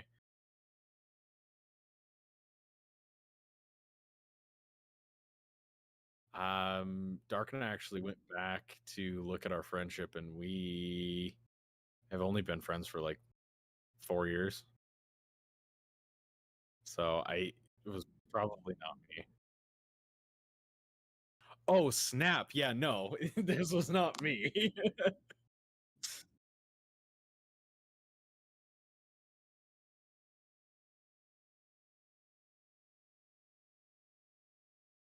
What might it have been? Maybe Reed? Not that Reed. I'm sorry. I was stuck. Daniel, other Reed. Okay, all right. Yeah, so I don't know. Another plain white boy that you knew, I'm assuming.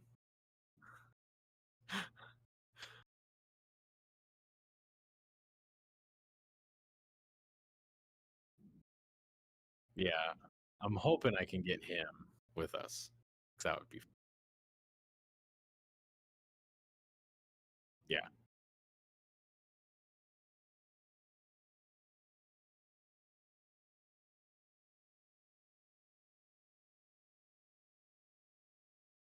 Mhm.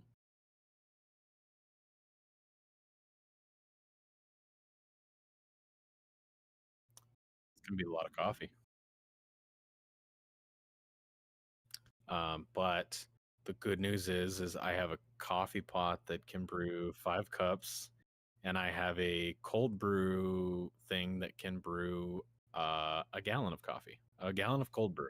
I'll be fine.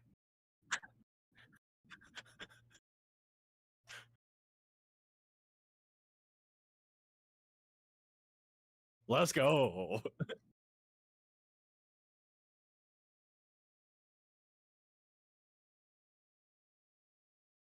I have I have the time off, so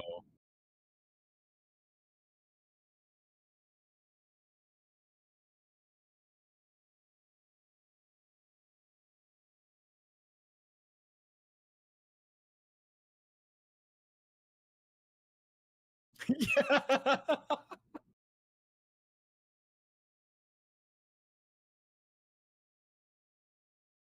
Be leaning, just drooling, just yeah. Don't. What are you doing? I just put 5 sticks of gum in my mouth. Why? Yeah.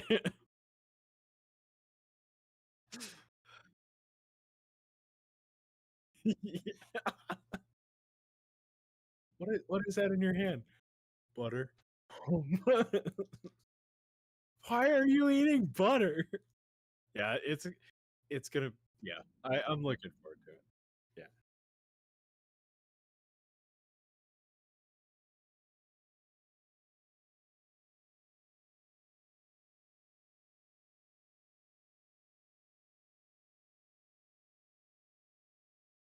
Yeah. Hmm.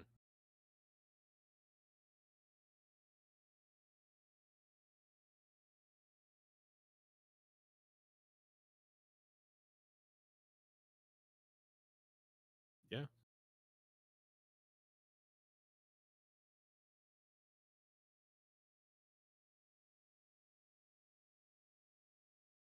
that would be cool. And I think I could probably ruffle up a handful of people that could just be in chat to maybe try and keep it going for a little bit. Because I know I'll reach a point where I'm gonna start to get kind of quiet. Just because my brain will shut off for a period of time. Um, yeah, I mean, as soon as you get some details put together, I'll put together some people on my end just to kind of keep it rotating.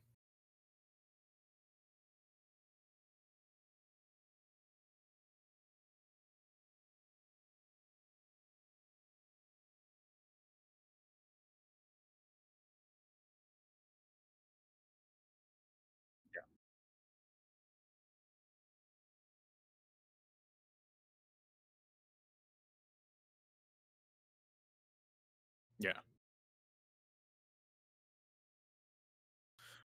Yeah, and I mean, we could,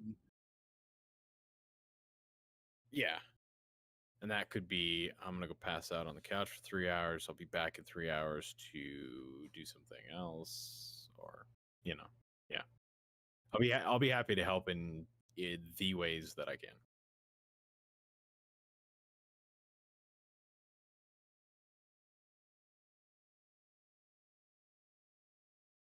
I'm gonna schedule Friday off.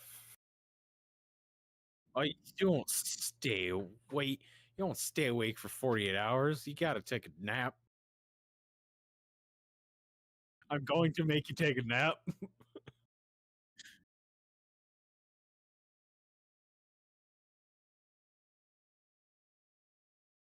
Okay, we could do that. Yeah, that'll definitely work.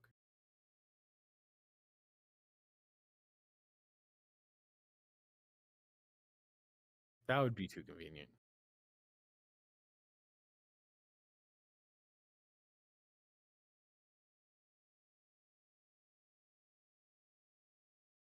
I can definitely look into it, see if there is.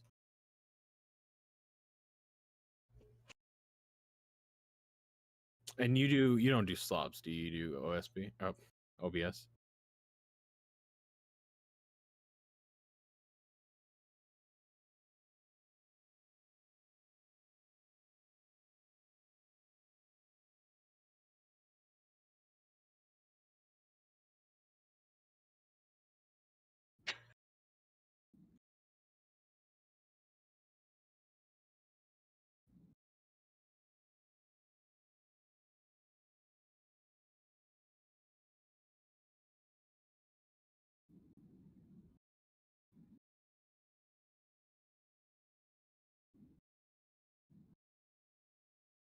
Hmm.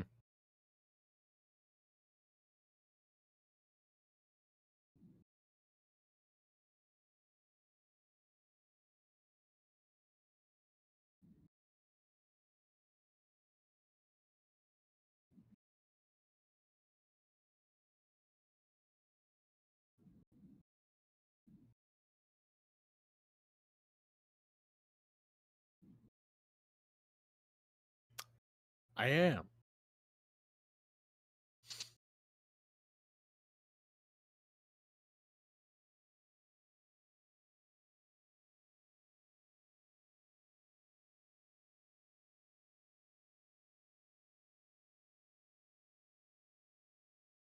This is a thing.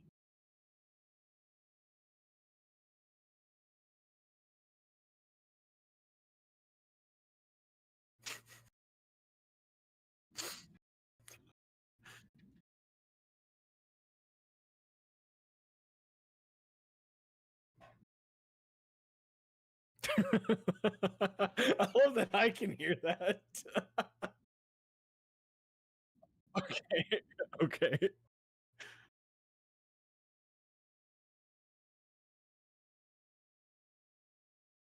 There is a way to authorize it. I will do some research on this. Yes, I will do some research on this and see how difficult it's going to be. We've got a couple months, so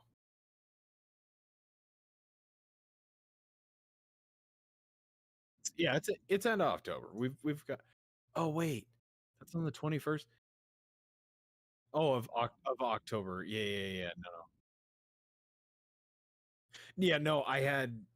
I was looking at September and I was like, wait, the my brain clicked to the 23rd. I was like, people are in town. Yeah. I was like, wait, huh?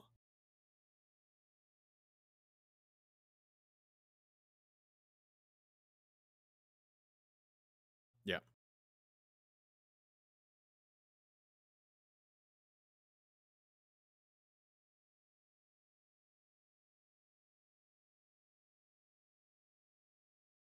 It's just priorities. That's priorities.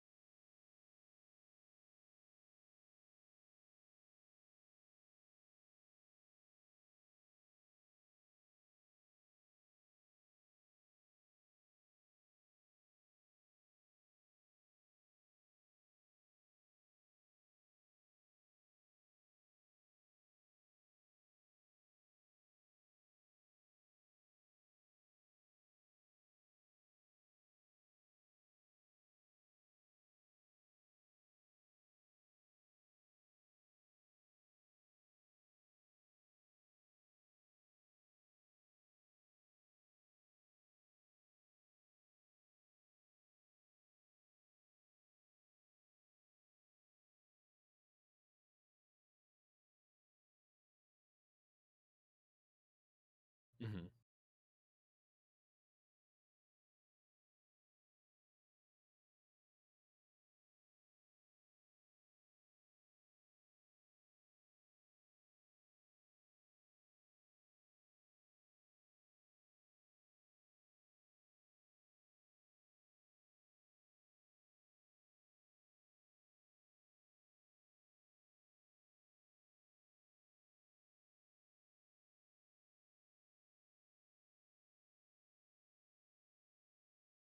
Mhm.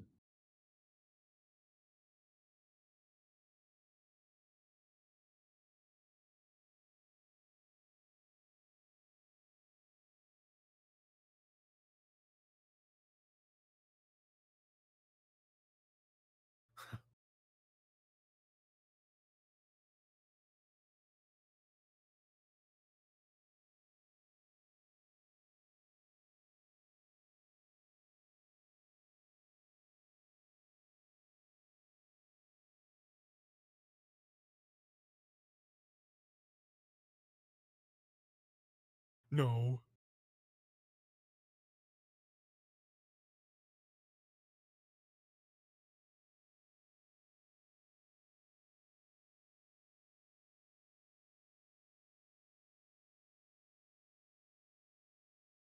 What?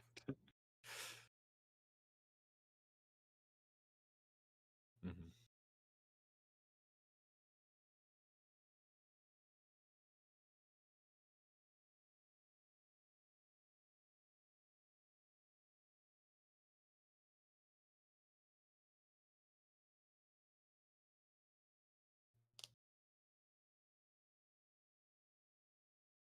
I'm amazed a lot of the places probably don't have fiber.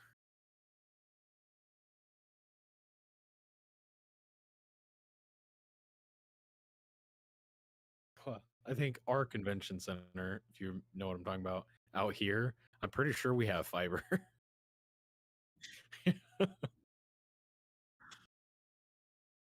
Yep. Yeah. Oh, that's yeah.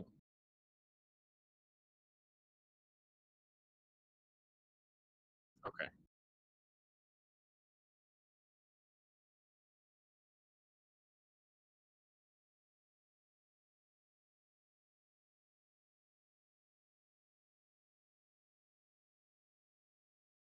Yes.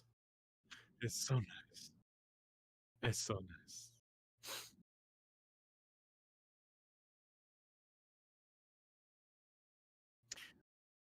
We were Dark and I last week were on a server with 11 people. Yeah, it's glorious. And none of those people were apparently anywhere near us. I I think even Lorville was empty. Yeah, because I waited for like elevators and stuff like that, but hmm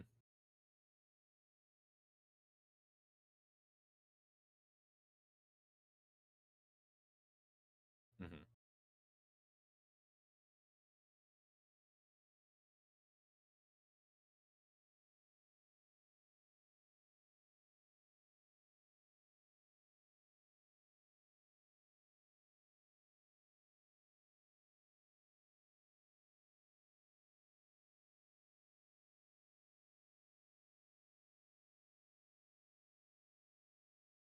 that makes sense.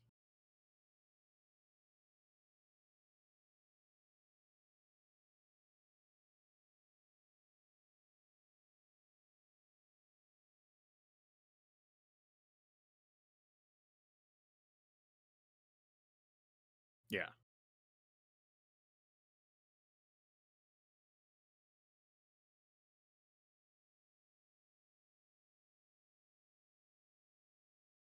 hmm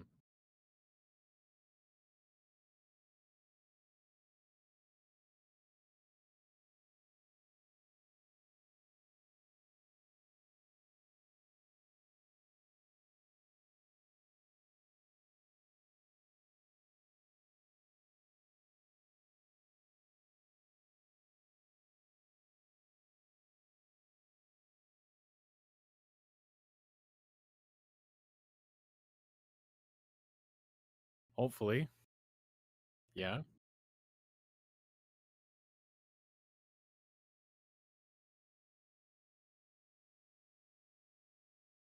Hmm.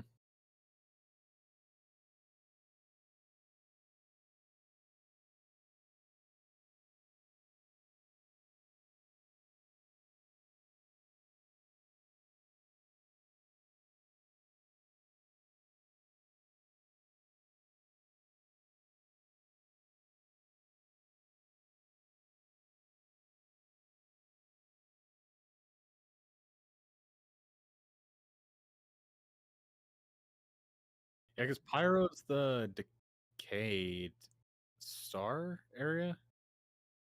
Okay.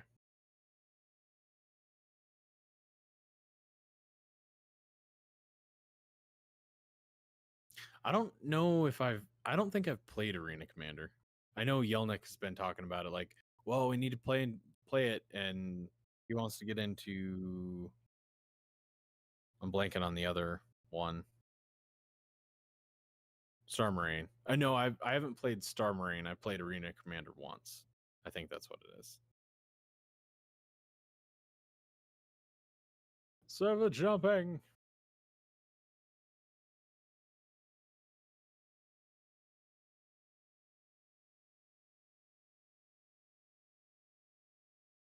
Mhm.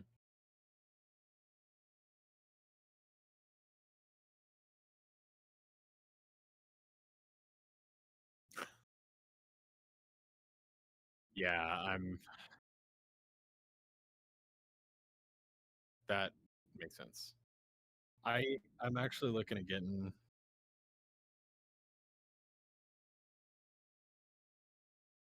Yeah, yeah.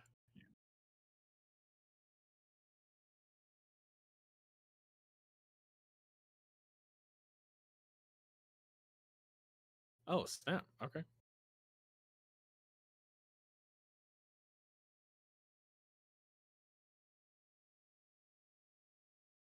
What?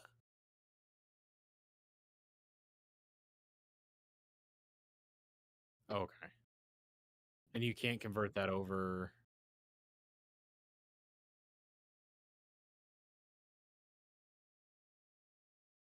Uh, yeah, I know. I'm looking at getting a similar setup to what Washburn has.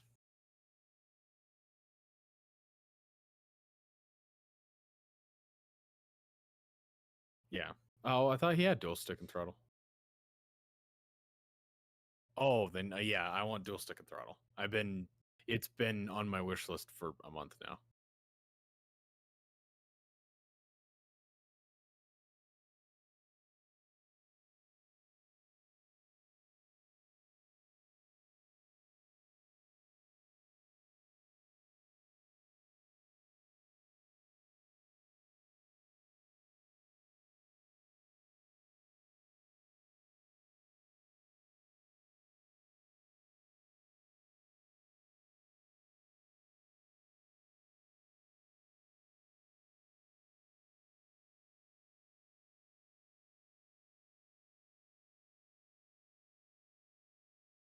I actually might have your suggestion because I've been designing something similar. Um, in my chair, I'm gonna have my throttle sit here, connected to my the arms of my chair, so that when I need to, I can just lean forward and I can get to my keyboard if necessary. And then I'm gonna have it's kind of like a hinged piece that sets over my lap for throttle, and it'll snap into both. So it's basically like a snap in piece from arm to arm, and then when I'm done with it, it'll unsnap from one side and hinge off the other. And then I can, yeah, I've thought a lot about this.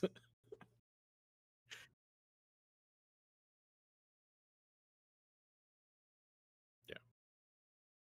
I can help you with those creative juices. I'm building so many projects right now.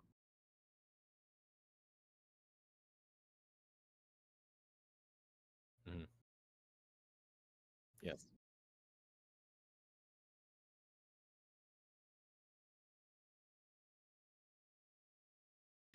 I love doing it. But my biggest problem is like I need energy for it, and typically I don't have that kind of energy to be able to expend.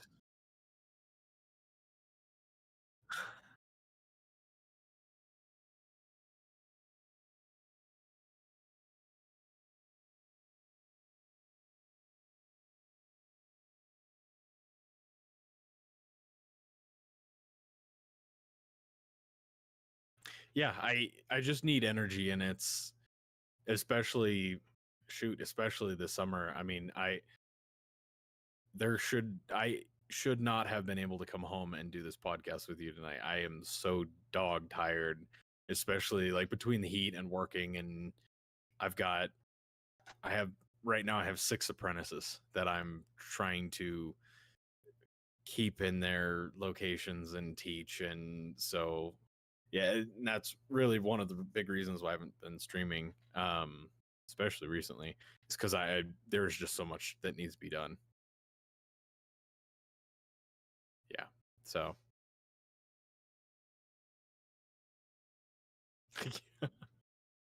not quite.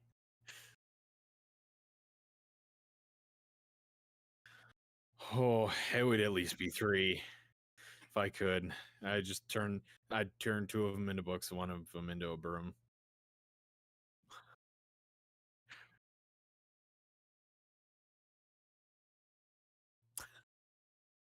Yeah.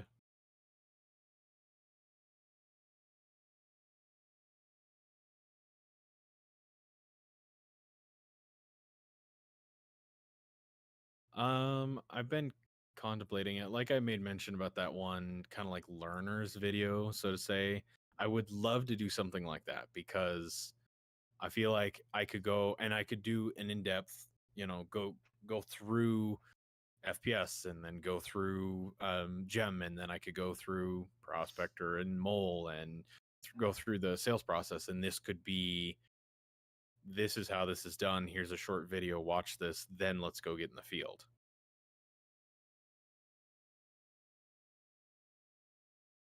Mm-hmm.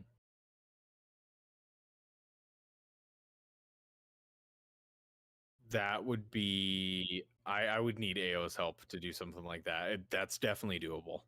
I've got all of the recording and editing software on my machine, so I know I could do it, but if I did something like that, I'd need a script.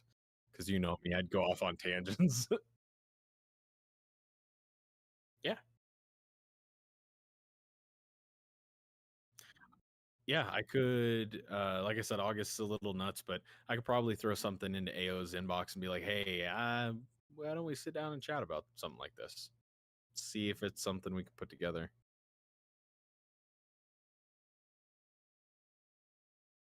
Your mic's been off? My mic has been off for like the past hour or so. No, that means all they've been hearing is me. Yeah, apparently, yeah. I thought that was the other thing that was off.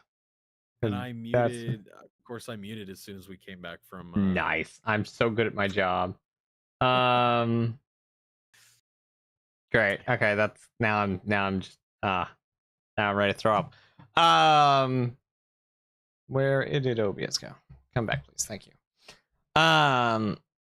So yes, videos, streams, whatever it is you have energy for, and going to be ramping up over the winter because winter is the better season. Yeah. Playing for CitizenCon. All right. Sweet. So, since we have the fancy what's it called? Summary of the monthly report. Feel like going through that? Sure. Okay, so in the RSite updates, there is the last post in there is the summary, and then there before it is the monthly report proper.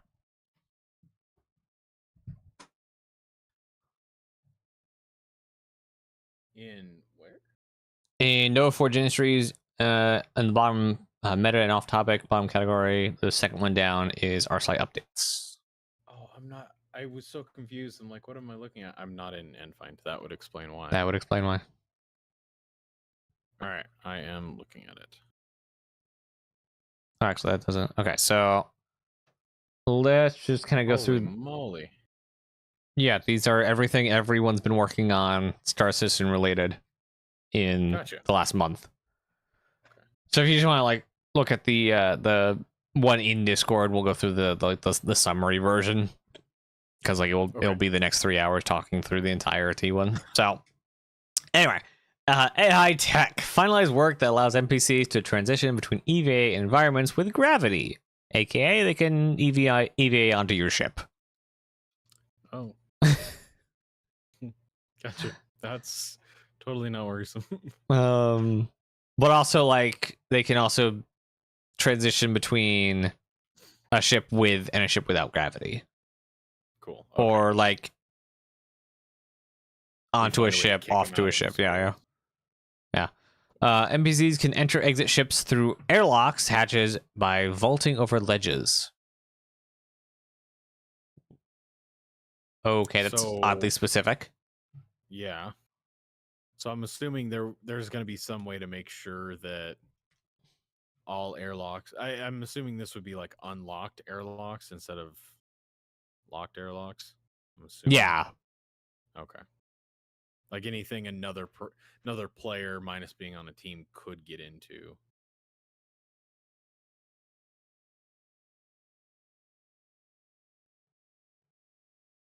NPCs can now enter and exit airlocks or hatches by vaulting over. Why is it vaulting over ledges, though? I assume it's why vaulting, though. I don't understand what the vaulting over ledges has to do with it. I don't understand. Anyway, moving right along. Working on 2D boids such as rodents that will move across terrain in navmesh. They're 2D, really interesting. So boids is basically like going to be like creatures that we're not close enough to have in a 3D like representation. They're too far off. So like seagulls flying over water, or as rodents in like sewers or something. There's gonna be like fish in water. Just something that we're not gonna get close to, basically. Like they'll swim, scurry, or fly away before we get close, so we don't see that they're 3D or 2D. So just kind of like background set dressing. That's really cool. But they'll be the first fauna we have in the game. Yeah. Yep. Even though we have several confirmed creatures.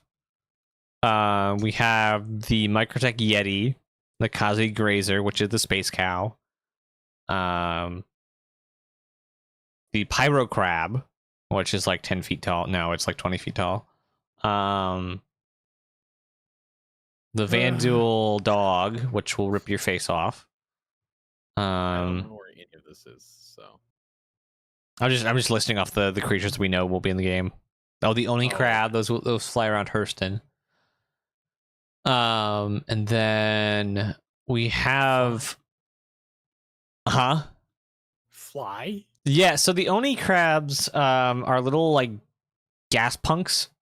They look, so do you know what Oni means? Yeah, I believe so. Yeah, so they little what bottom feeders. No, not crab.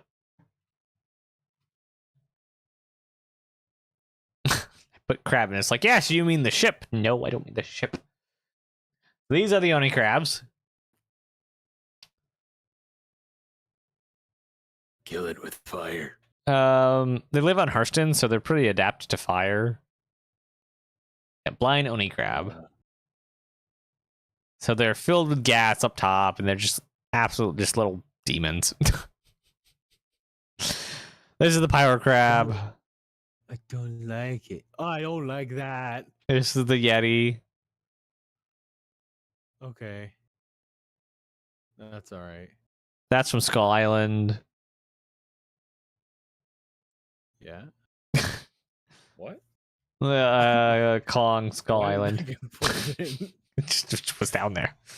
Oni Crab, where's the Vandal dog?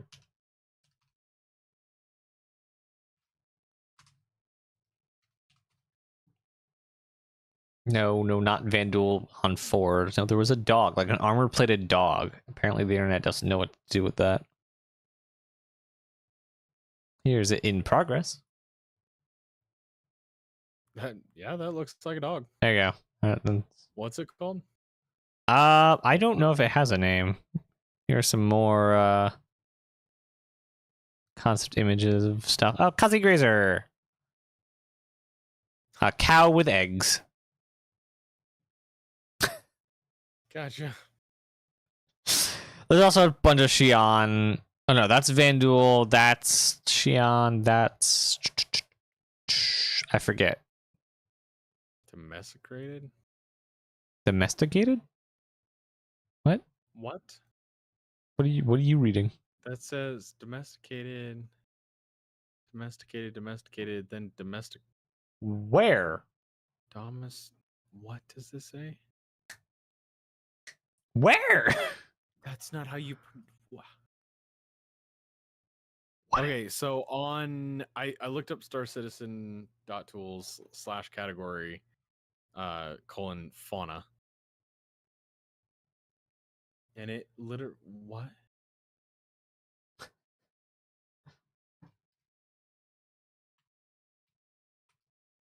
Am I wrong? No, I'm not.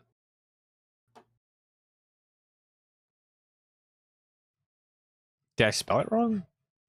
Here, I'll just send it to you. Nope. Scroll down to the Vindel. How do you say that word? What's a Vindel? Oh. Go to the right. How do you, what? It's domesticated. What do you mean? That is not the same spelling as above it. There's an extra R. Yeah, it's misspelled apparently. Somebody screwed up. Okay. I was like, is that an actual word? Am I having a stroke here? Is this a thing? All right. Oh, it has origin too. So apparently the Zilphopod came from Lear 1, is now in Hurston.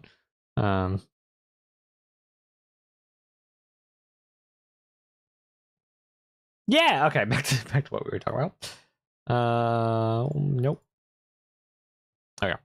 All right, so next thing is animation. Focus on improving visual results for reloads and takedowns. Okay. Very cool. 320 or 4320 worked on basic idols for weapons and knives. Okay. Interesting. Guess they had That's gonna be kind of cool. I'd love to Maybe actually you're sitting see there those thinking because characters, I don't know if this is for NPCs or characters, because for characters are awfully cardboardy right now. Where are we at? There we are. They also worked on basic. Yeah, it doesn't say for which one. They are currently making improvements for player prone animation, adding an increasing number of player interactions to improve immersion and in specific environments. Nice. Better ways to interact with your environment. On the facial side, they continue to support new upcoming lines for PU pilots and commands. Nice. I don't know why animation has to do with that, other than animating the face, but that's like done automatically, isn't it? Anyway, so. Art character into ships. The Polaris began white box pass. I guess on the exterior, because next line says interior white box is complete. An unannounced ship is final art. I imagine that's just a SystemCon release ship. The A1 Spirit progressed through final art. The C1 Spirit is in gray box, so not we still could get it in a 321X patch.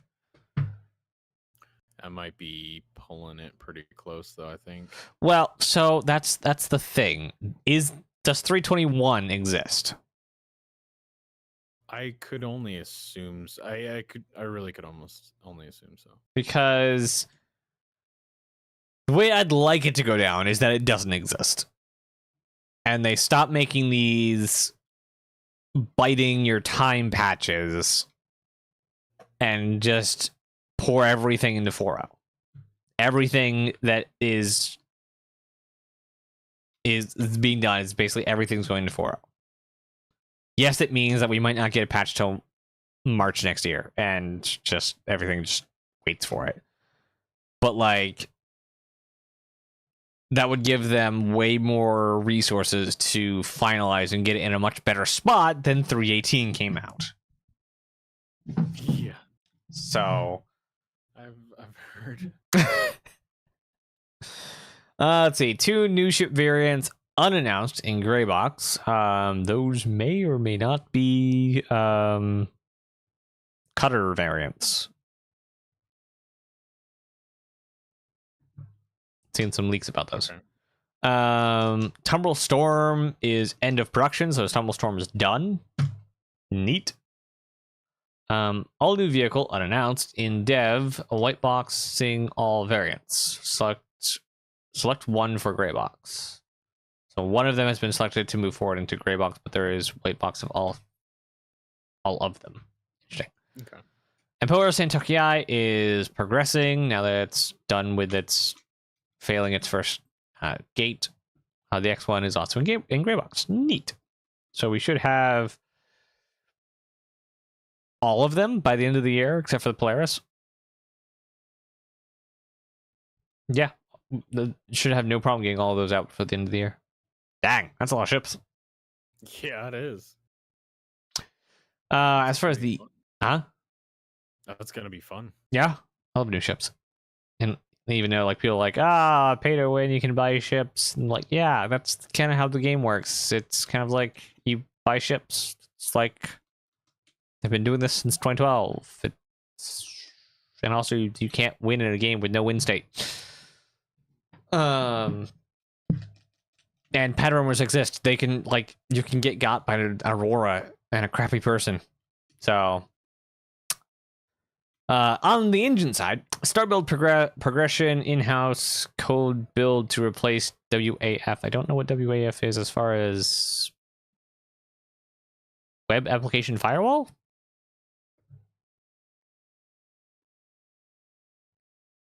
Maybe. In-house code build to replace WAF. Let's see what the what is it? This is engine. Oh, I jumped a whole bunch. Engine.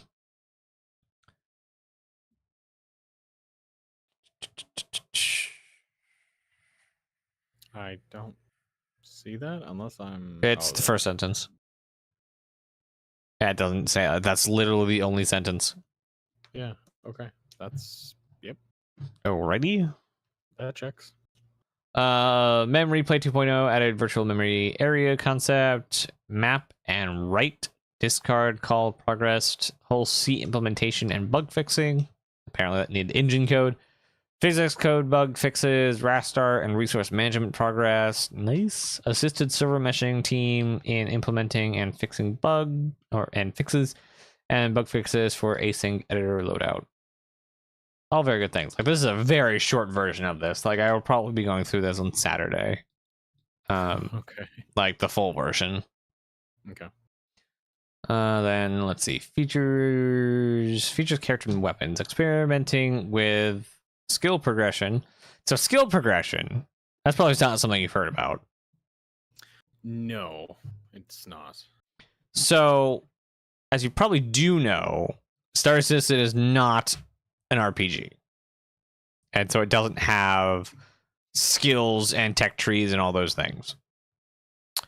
However, they do want to make you care about your character and have your character have some progression, not just you, the person in front of the computer, also gaining skill with whatever profession. Mm-hmm. So basically, the skill progression is going to give your character a bonus for doing a task repeatedly. So, like, if you run 10K, you have a 0.5% increase in stamina. Okay. So like a super small bonus that like will not win you anything in the long run, but like is kind of like a cookie for doing something rigorously. So that is their plan for this skill progression thing. Ooh, cookie. Ooh, cookie. Ooh, a cookie. Yeah, that. I like it. Building strength to carry heavier objects, perform takedowns for better, quieter versions. Begin implementing a slide mechanic for sprint crouching. Welcome to Titanfall. Help in mines. I want wall running and I want Mirror's Edge / Titanfall level of Oh man.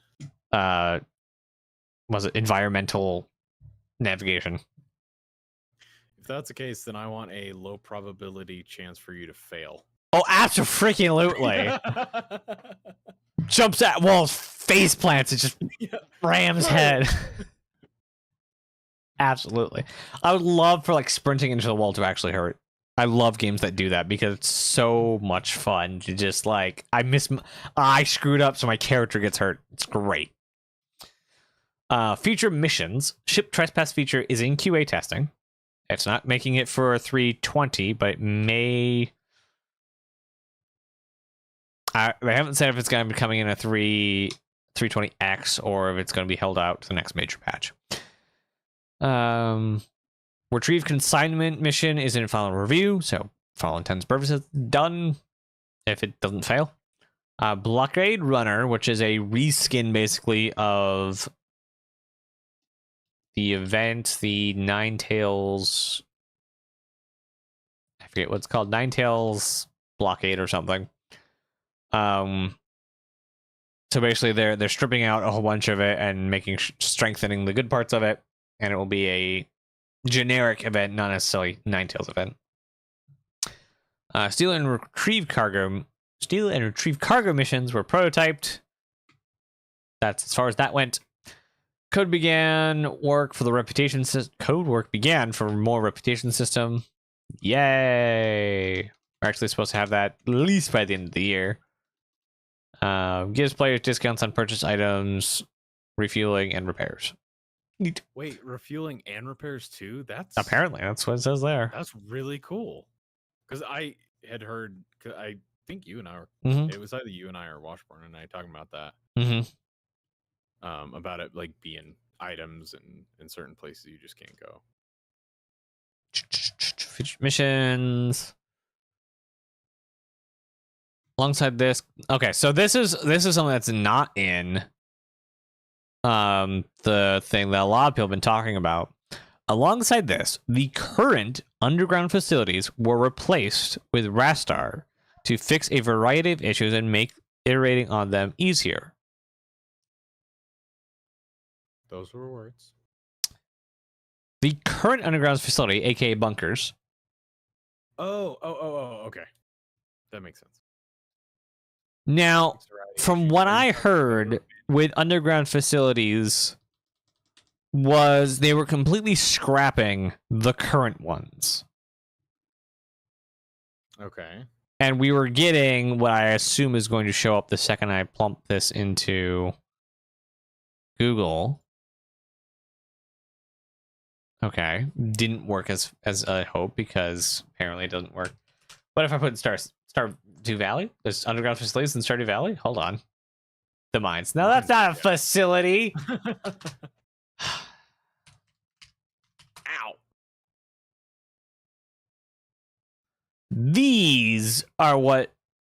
So that says underground bases, but so underground facility. Do they mean? So here. This is actually gonna tell us a lot. Okay, so yes, they were called underground facilities. You want to like load in art station? No.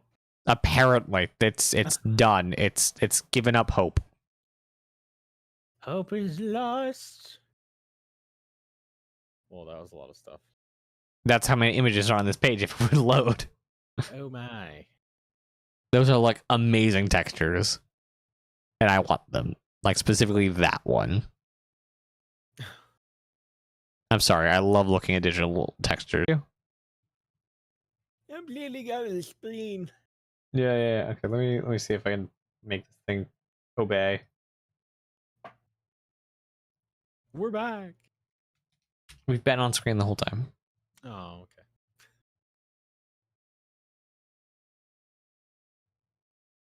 Uh-oh. Huh. I am just... Failed to load. Failed to sign in. Excuse you. Yeah, this is not working. All right. Why is... Hold up. Okay, so yes, they were called underground facilities. Like, There we go. that was the point. They were called underground facilities. Okay. So are they or aren't they? It's one of the underground facilities. It is SPAL3.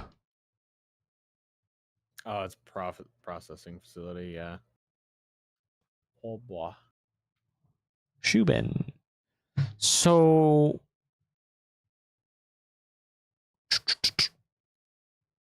and I was hoping that they would just like be left to the dust because much like All-Star, they were put in and then never updated. Like if you notice the elevator, if you ever like looked down the elevator shaft, there are more floors that are never used. Yeah, that's interesting. I don't think I ever looked down, but Yeah. that would so make sense. yeah. So like when these were put in from a CitizenCon demo.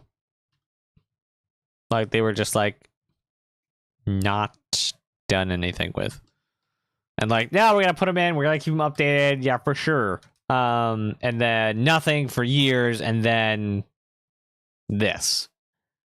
And we're set. These are the new underground facilities. Like even in the Inside Star Citizen video, they said, yeah, those didn't really go how we wanted them to. They kind of stagnated, and we actually just need to get them in for CitizenCon, so we didn't do them properly. This is us doing it properly. So, which gave me the idea that was, that they were scrapping the old and going with the proper, as they've said, this is their proper attempt at it. Mm-hmm. So, is this current underground facilities as an in-game, or the current iteration of the internal ones that we don't have yet in-game?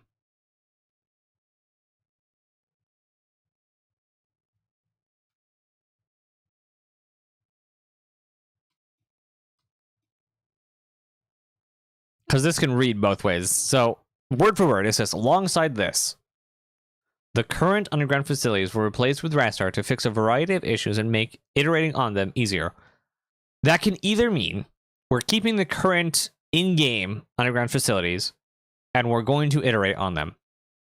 Or we've built out the underground facilities internally, and that current version of them we've now updated to work with Rastar so that we can iterate on them faster. And it could literally read both ways. Yeah. But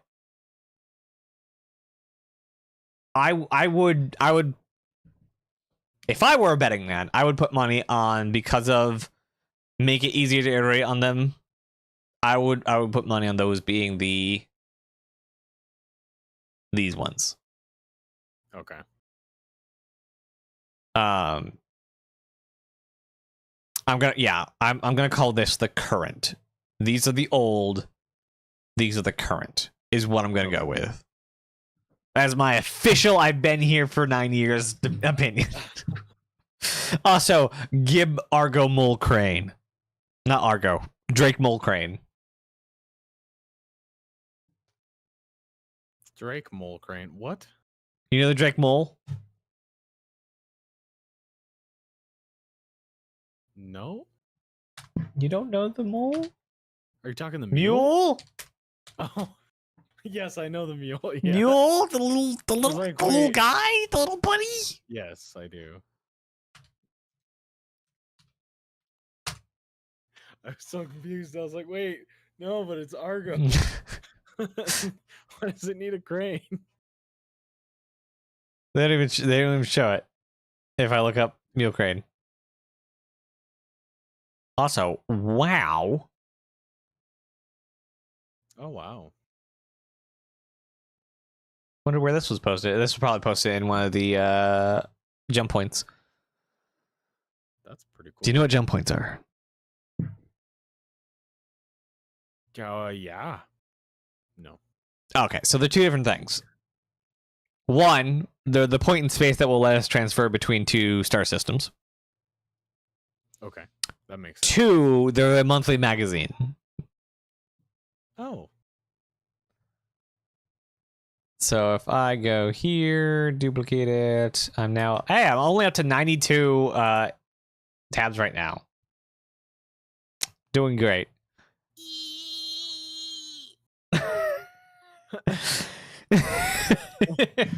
93. I'm Could just so do- I glad could just do can't see your this. Tab count. There we go. 114.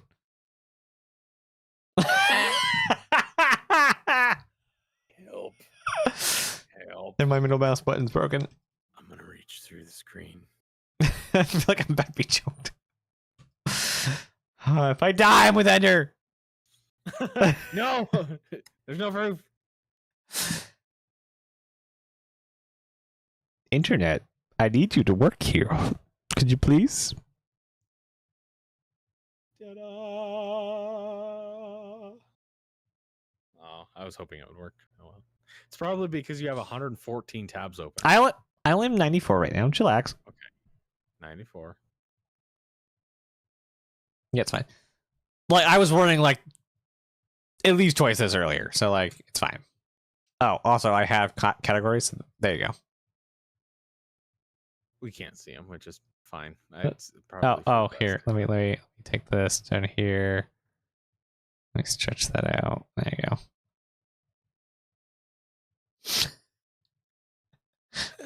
go. These collapse. So if I open them, they'll stretch out. If I open that and I close these ones and stretch those out, yeah.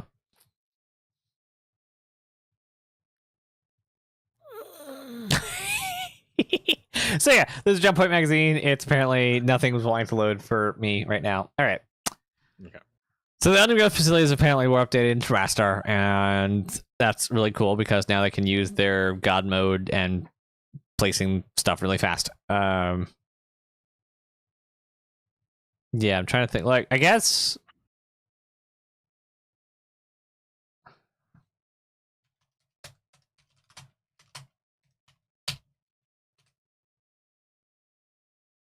I don't really want tips. I just want to like see how you place stuff. So yeah, it's basically this, but God camera is Rastar. Okay. So more of like an RTS angle on it, but it's, you know, chunks of the base.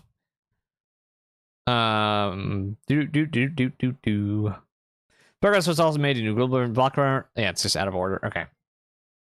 It's just out of order. I see. Discounts. Oh, that's what I was looking for. I was looking for the discounts thing. Progression. Oh, progression within reputation scopes will give players discounts on various purchases, including items, refueling, and repairs. Mission feature also picked up the reputation-based hostility system, which will see NPC orgs more willing to attack those who have a negative reputation with them while providing benefits to those with a positive standing. Yay! That sounds cool. I'm actively looking forward to that. I think that's gonna be really neat. It will hopefully, if they do it correctly, it'll give a lot more nuance to the entire world instead of basically just having enemy characters and non-enemy characters. Mm-hmm. Like if you walk onto like hopefully space landing zones. So if you walk onto a landing zone, there's security in customs all the time. So if you're not, you know, neutral or positive with, let's say, New Babbage security or Microtech security, you walk into customs, you get shot. But also escalated quickly. On the flip side, if you're in with the Nova Riders, I think are the people who run around Microtech, you might be able to walk onto a boarding in progress mission and they won't shoot you. I don't know why you would need that, but like bad guys not shooting you. Like for some, that's going to be a nice upgrade to the game because some people play the bad guys. So yeah, more security having effect on things is really good, especially for people who grief. Basically, the more security that is added to the game as game function will better fix in-game griefing. Not targeted griefing, because that's a whole other issue, but where people are like pad ramming or just have bad reputation for doing bad things. Not crime stats, but reputation. Reputation is much stickier. It'll make their life a lot harder, and the game will actively push back against the behavior. Yes. It basically is the beginning of the end of armed zones. Because the game will just be able to say, hey, no, that's not allowed here. Like, either holster your gun will be forced to either take it from you or take you. And the security forces will... What's the word? Fill the role of armed zones. But if you get in like really good with security, maybe you're allowed to hunt bounties in a landing zone. Maybe with force. instead of being like, no, you're in a landing zone. You're not allowed to move boxes on your ship. Oh my god, I hate that so much. Several new features were added to the global illumination system last month. Do you know what GI is? Yes, I thought I was having this conversation with you and Washborn about the green prospector that I had. Oh yeah. That was the Yeah. part of the GI thing. Yeah. And he explained it, yeah. Yeah, GI is Gastrointestinal. yeah, the gastrointestinal system of video games. It makes sense. I'm not gonna search GI on Google.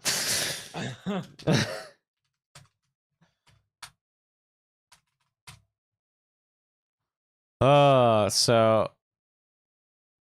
is there? Yeah, so this is a good without and with.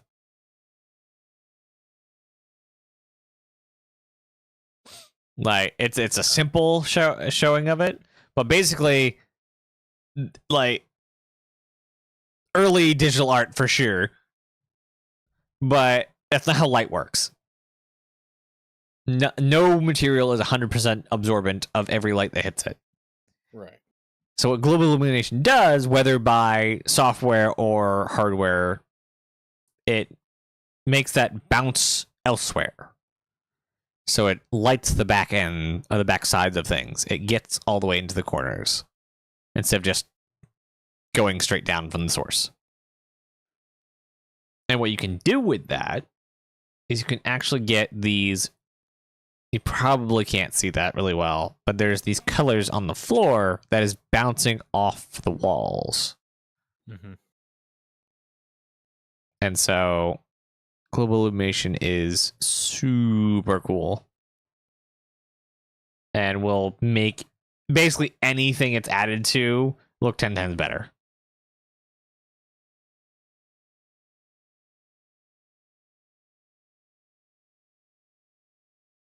That's cool. I like that one. Just 10 times better. Like, notice that on the floor here it looks more blue. This doesn't have any coloration to it at all. Mm-hmm. So what this, if I'm assuming this correctly, this is the one that's just not a. No, there's some there.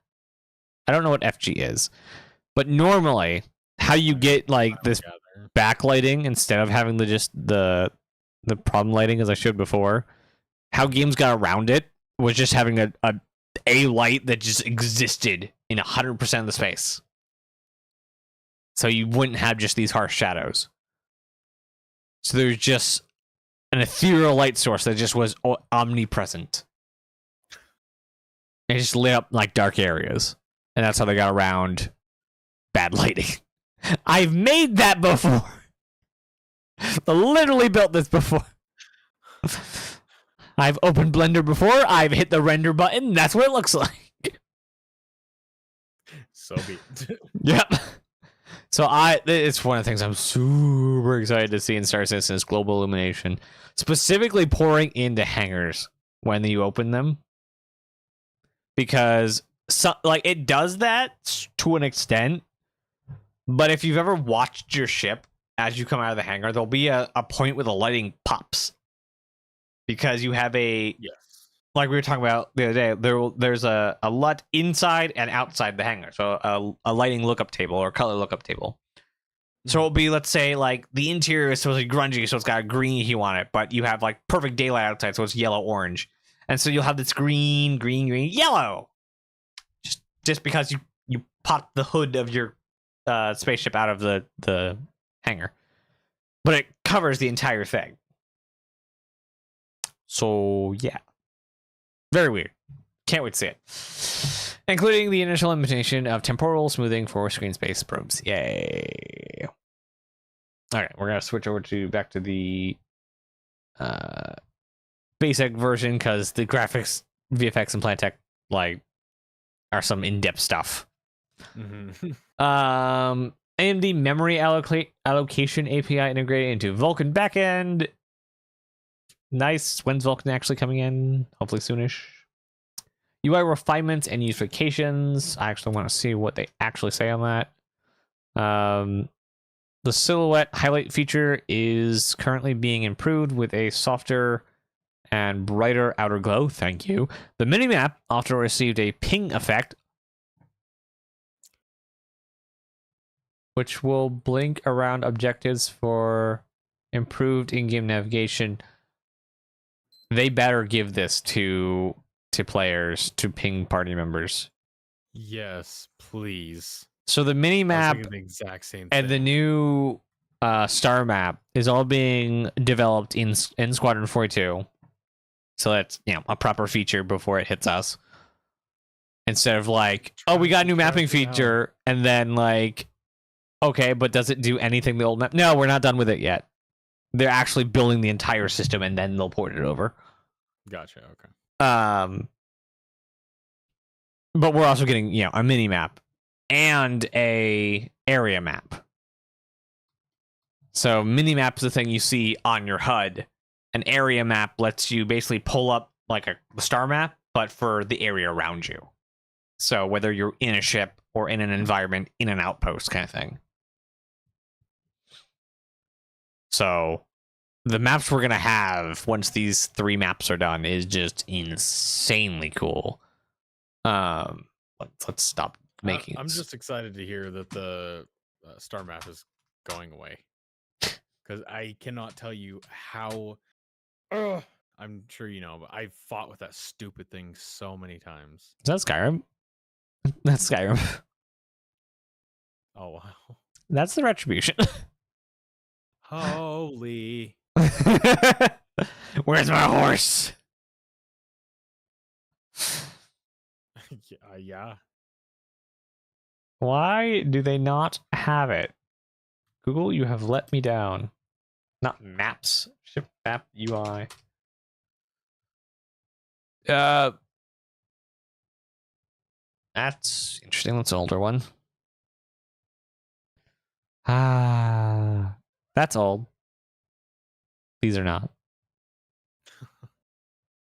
But I want this bad. I want this so bad. That is cool. I want it so bad. So we used to have something that functioned like this in the hangar. It was called the there goes the name, something table. Oh no, what was the name of it? Everyone hated it. No, what happened to it? My brain. But basically, we walk up to his table and it had this holographic projection, and we'd like swipe around. We'd add the components we want to our ship. This is just like a spatial version of that. And so you see like the gimbals, the coolers, the power plants, and everything. Like, does this have the video version?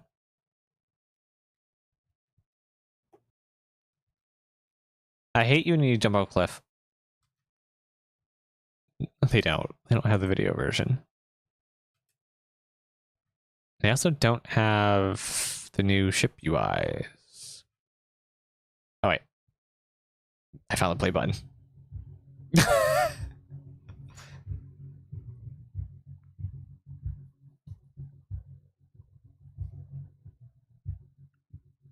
Why is it such low quality? That's all you get? 720 is all you get? Jeez. So you can sort it in different ways. I want this so bad. I want this so bad. By the way, I don't know if I noticed that before, but watch the background. That's a Bengal. How? Oh. You didn't show the other things I wanted. That's just going to be the YouTube channel, isn't it? I hate your guts right now. Why can't you reference your stuff properly?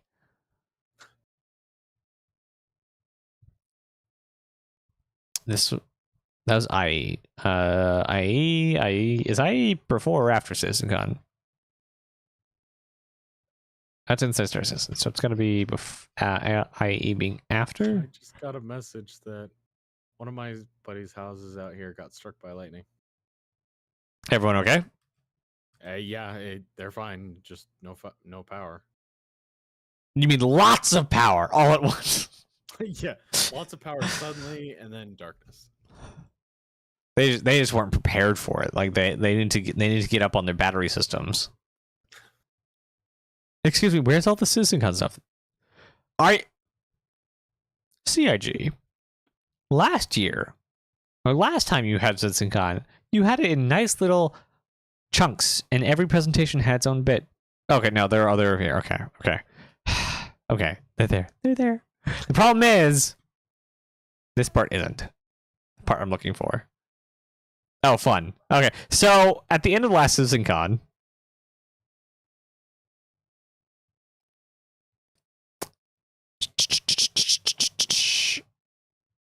yeah, that's part of it.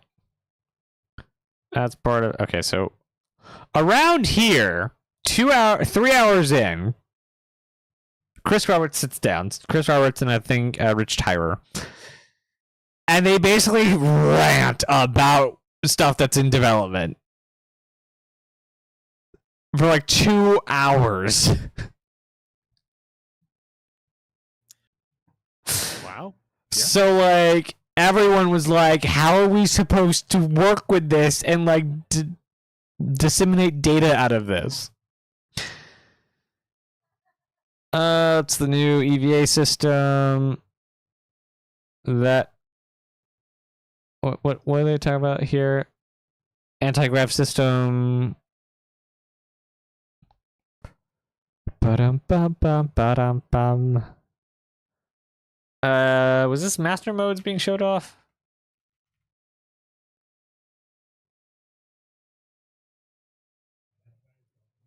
Master modes. That's where you can run your quantum drive without actually having a target selected, right? Partially, yeah. Okay.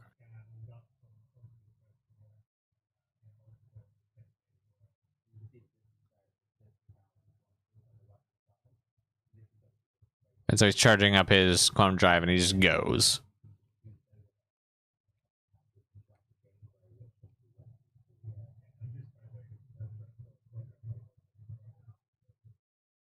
So yeah, that's part of master modes. Which I actually forgot was in there. Okay, this is what I've been looking for.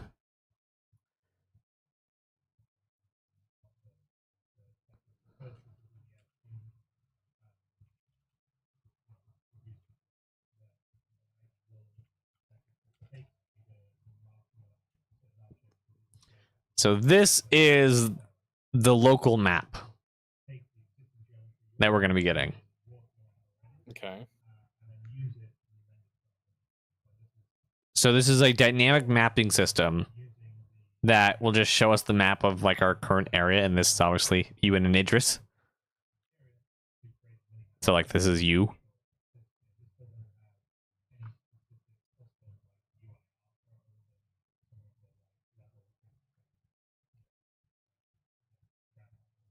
So every ship will have its own map. Just because. Goodness. Okay.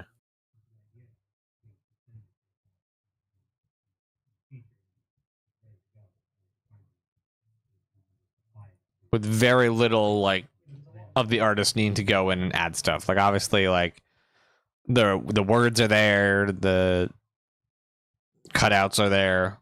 But once they do stuff like that, like obviously adding text is not hard.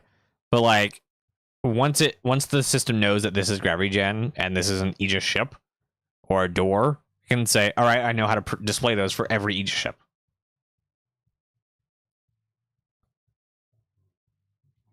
So once you like tell it what is what, it knows all of them, and so you don't have to do it over and over again for every door for every ship store.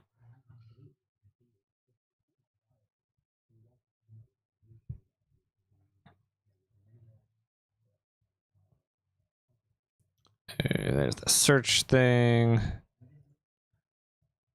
Yeah, that's more searching.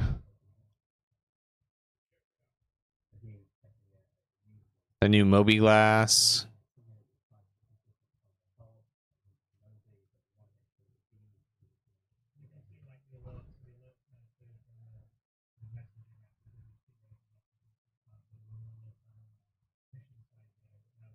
I like how it doesn't feel like it, because for some reason when I go into my Mobi-Glass, it feels like the screen like blurs a lot more. This looks a lot cleaner. Very much so. There's also, like, early in the talk, they talked about the ping. The environment ping. Wait, what? That's cool. So this, basically, instead of having to, like, go into a room and, like, walk up to an area, hold F, see if you can touch anything, walk over here, hold F, you can do this. You walk into a room, and you ping the environment. And it says, okay, there's a thing over there, there's a thing over there, it's a data pad, there's a thing over here, and these are all the things that you can interact with. At least these are the highest profile things that you can interact with. That's pretty cool. Door panel, close it on yourself.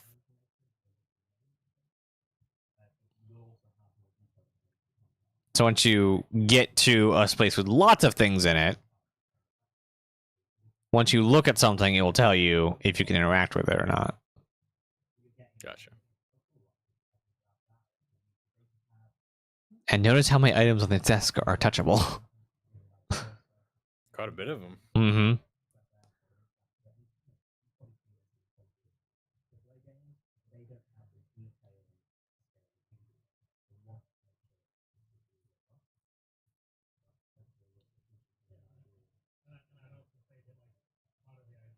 So, yeah, there is an entire team called the Interactables team. That is, their job is to make props, not just props. So you can grab the pen and throw it at people. Mm-hmm. Grab the pen, throw it at people. Have data pads actually work. They have wants for like a camping set, camp chair, fold out bed, a bunch of stuff. Last I heard, they were working on making the exercise equipment interactable. If you've been to the balcony on Green Circle in Orson, or the Orson platforms, there's gyms with weights in them, and so they were going in, making sure they're all grabbable, making sure they all felt like they look. So the tiny ones are different than the big ones. Instead of just our weights and just kind of blanket simulation on all of them. So we're putting in a lot of effort there. That sounds cool. Let's see. New unified water shader. New hash map system for water buffer regions. World border system improvements. Damage map fixes and bug fixes. Nice. In-game branding. We are now at 3 hours, so we going through this quickly, then getting off. That is the plan. In-game branding, building assets for upcoming events, i.e. Navigational signage for Babbage, so the new player experience we have in ArcCorp, sounds like it's coming to Babbage next. Underground facility work, obviously they're going to be branding for different companies owning underground facilities. Pyro touch-ups, so in-game branding has touched Pyro. Interactables team, polish work on Pyro consumables, shops, and props. Again, this is polish work for Pyro, so it's basically done. Pyro being done doesn't mean server meshing is near completion, or 4.0 near completion. However, since server meshing was delayed and Pyro got to go into this elongated development time, it would make sense that they would be getting done at the same time. Because if you had your task and said, okay, we're actually not launching this feature in time for what your work to be done, it would make sense to me if they said, we're actually going to release it here, so you have this much time to work on the extra stuff.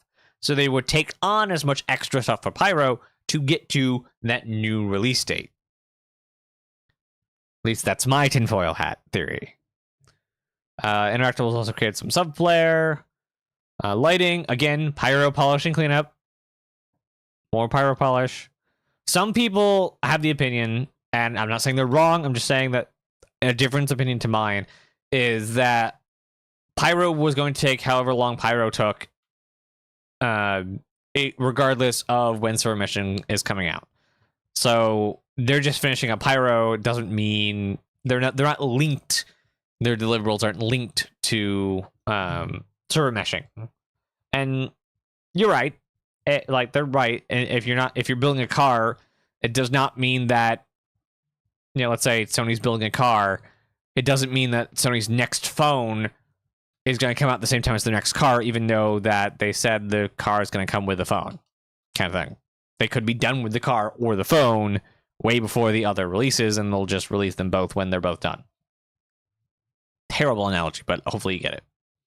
I understand what you're trying to get at. Yeah. New Orson platform tasks. Lighting also worked on them. As far as Locations EU goes, work on Pyro rundown stations. There's an S there. So there's a identity crisis with Pyro and its stations. In the original Pyro, before they actually started working on it, the entire system was charred and uninhabitable. Now there's colonies there. So anyway, they also had only a single station called Ruin Station.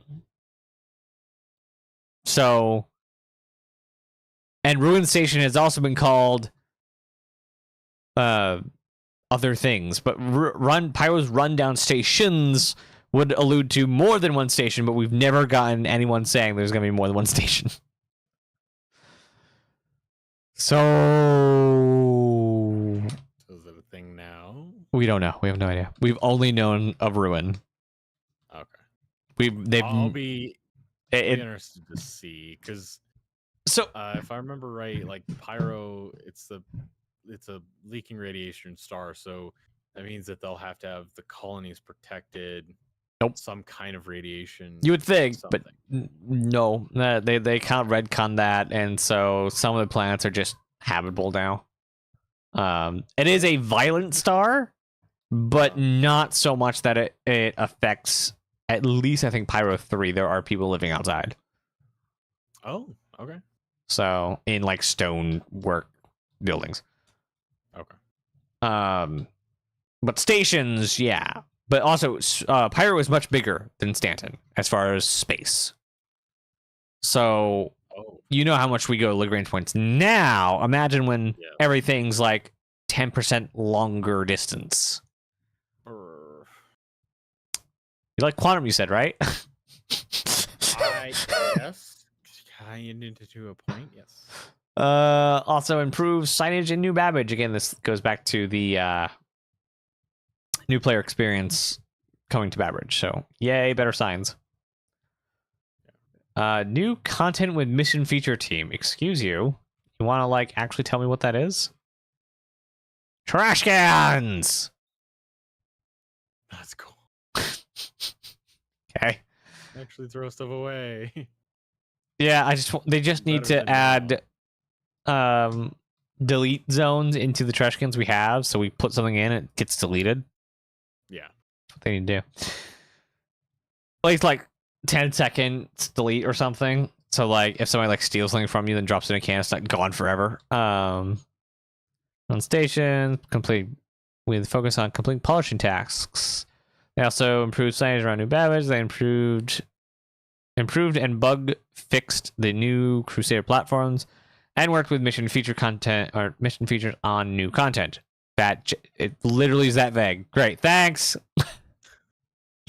The Sandbox team progressed with Outposts for Pyro and continued their extensive work on updating underground facilities. Interesting. Okay. Improvements were also made to Pyro's planets, and new technology for clouds was looked into. Yeah, so I think, who was it? It was Axis, I think. I think Axis is talking about it, yeah. Yeah, it's new technology for clouds. I'm hoping this new technology will have moving clouds. Not just fade in and out clouds, but storm systems. That's what I want to see. Let's see. That's an underground facility. Montreal locations in July. Montreal location team progressed with additional derelict settlements, which progressed past Gray Box before moving into Final Path. Progress was made on underground facilities as well. And there's that too. For some reason, the monthly reports, whoever's writing them, summarizing them, loves the word 2. And it's just in there 7 times apparently in this one. Like, it's just... They always use 2 instead of as well, or just ending the sentence. Like, progress was also made on underground facilities. Just end it there. But they said 2 instead of underground facilities as well, or in the same vein, or like, they always use 2. Once the above content is delivered, the team will return to ongoing building interior mandate. Interesting. So, underground facilities and derelict settlements got apparently like up priorityed over building interiors. Because building interiors was like the different offices we could find, right? Also, player housing. Okay. Like building interiors. I'm gonna do this one more time. One more time only. Do.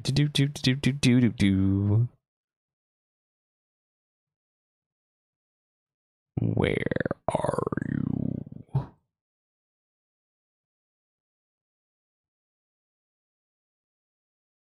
Where? It's not that. It's not that. It's not that. It's not that. It's not that.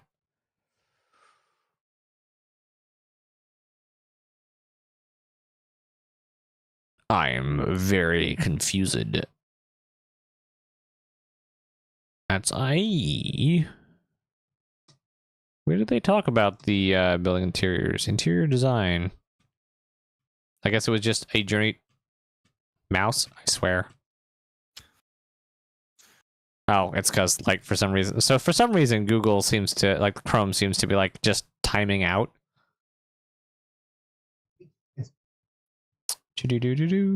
Okay. So, it is landing ports for buildings, maintenance with maintenance gameplay, residential, commercial zones, and lobby zones with also some underground facilities inside them. So here's some like key art for what like the outside could look like with landing zones on it. More landing areas. And we got industrial areas, maintenance areas, technical areas, residential areas, and lots of different themes. More of a like a just kind of like junky apartments, higher class apartments. Yeah, still residential, just kind of like very dense. So guards everywhere. Then we got commercial areas. This is one of my favorite shots right here. I love this. I want to go here. That does look pretty cool. Got some labs with like something like 3 printers or something. Laser cutting, 3 printer looking things. A bar. Restaurant. Apparently food is going to be taking a bigger part in the game. And then we got the lobbies, which are like these. They can be many things.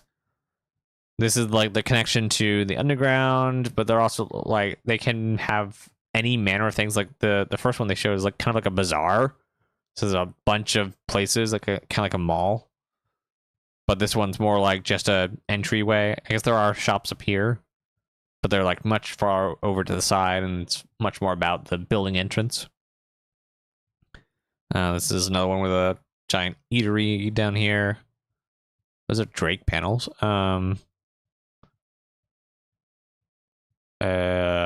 This is I guess inside a building, I guess. Also part of the lobby system.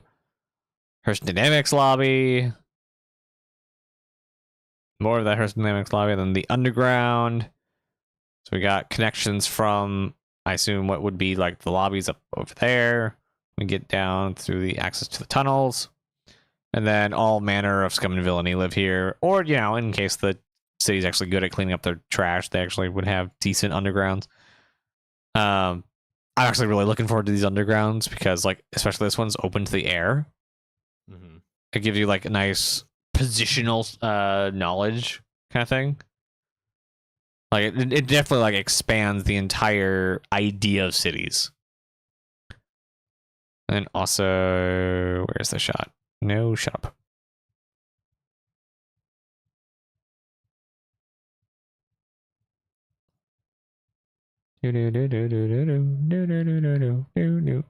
Illegal racing in the sewers. No. There you go. That happens everywhere, huh? I know, right? Like, so that's a hover quad, and that's a Drake Dragonfly. I need to get one of these in game. And then he just talks about bigger cities and things and gameplay and stuff. So yeah, building interiors is a huge endeavor. Like, think of whatever the biggest feature and probably times that by at least 1.2. Jeez. At least. Like, it's because it's like underground facilities are supposedly going to be like the hub of most gameplay. Mm-hmm. Building interiors are more than that. Like, they can be like clearing out like FPS gameplay. They can also be heist gameplay and player hubs and retrieval missions and drop-off points and offices, org offices, restaurants, and contact points. You also have the underground and whatever happens there. Like, whether it just be transit or other things happening in the sewers. Like, there might be an entire drug run only in building interiors. Like, you go from one building interior down into the underground to get to another building. Like, it's huge endeavor. Like, we probably won't see building interiors till like the end of next year at the earliest. Wow. And they've been working on them for like a year already? At least a year?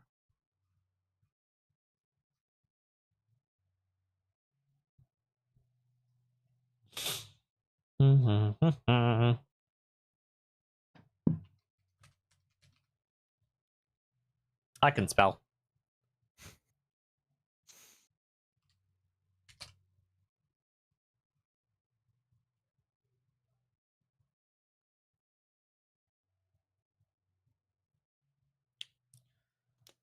They've been working on them since February 21. Wow. So they've been working on them for 2 years already. 2.5 years so far. And I would not expect them until at least the end of 24. Just like on how much stuff there is and how much we've seen of them so far. We probably won't get an update on them at SusanCon, but that's very up in the air. Very up in the air. Narrative. Let's see what the summary has. Oh, I have so many pings right now. Narrative. Mission system providers and content work for Pyro. Halsey ATC implementation. 2 new narrative designers added to the team. Nice. Glad to see that team's being built out. Because like narrative has to touch everything that the game does. If they add a ship, they need to know who's making the components, who makes the ship, and like blurbs about everything. Especially if it's a new ship, they're probably going to have a like brochure. So the narrative team has to write the brochure.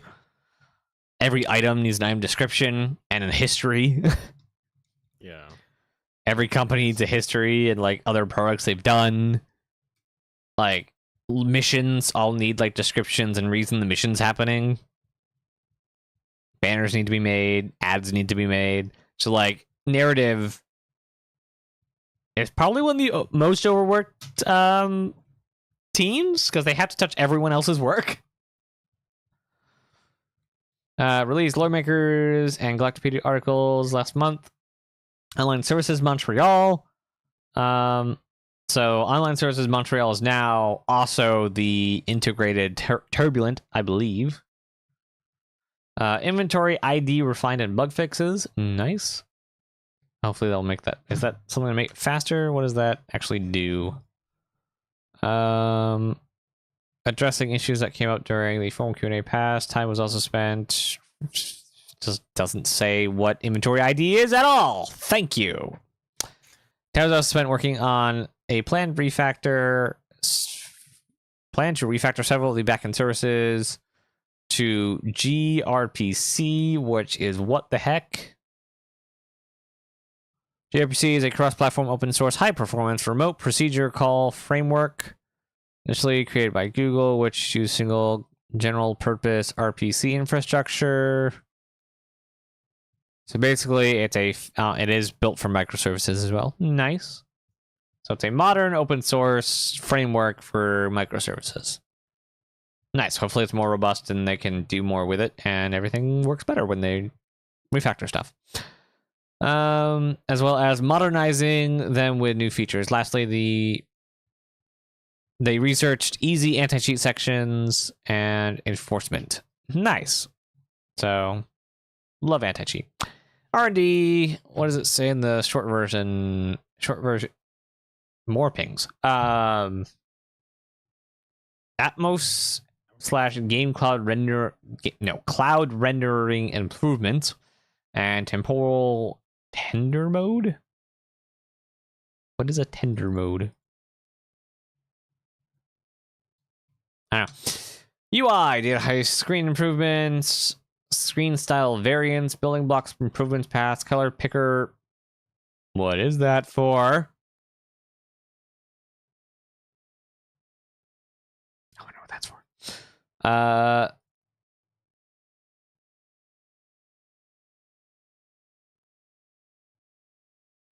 Pagination? What?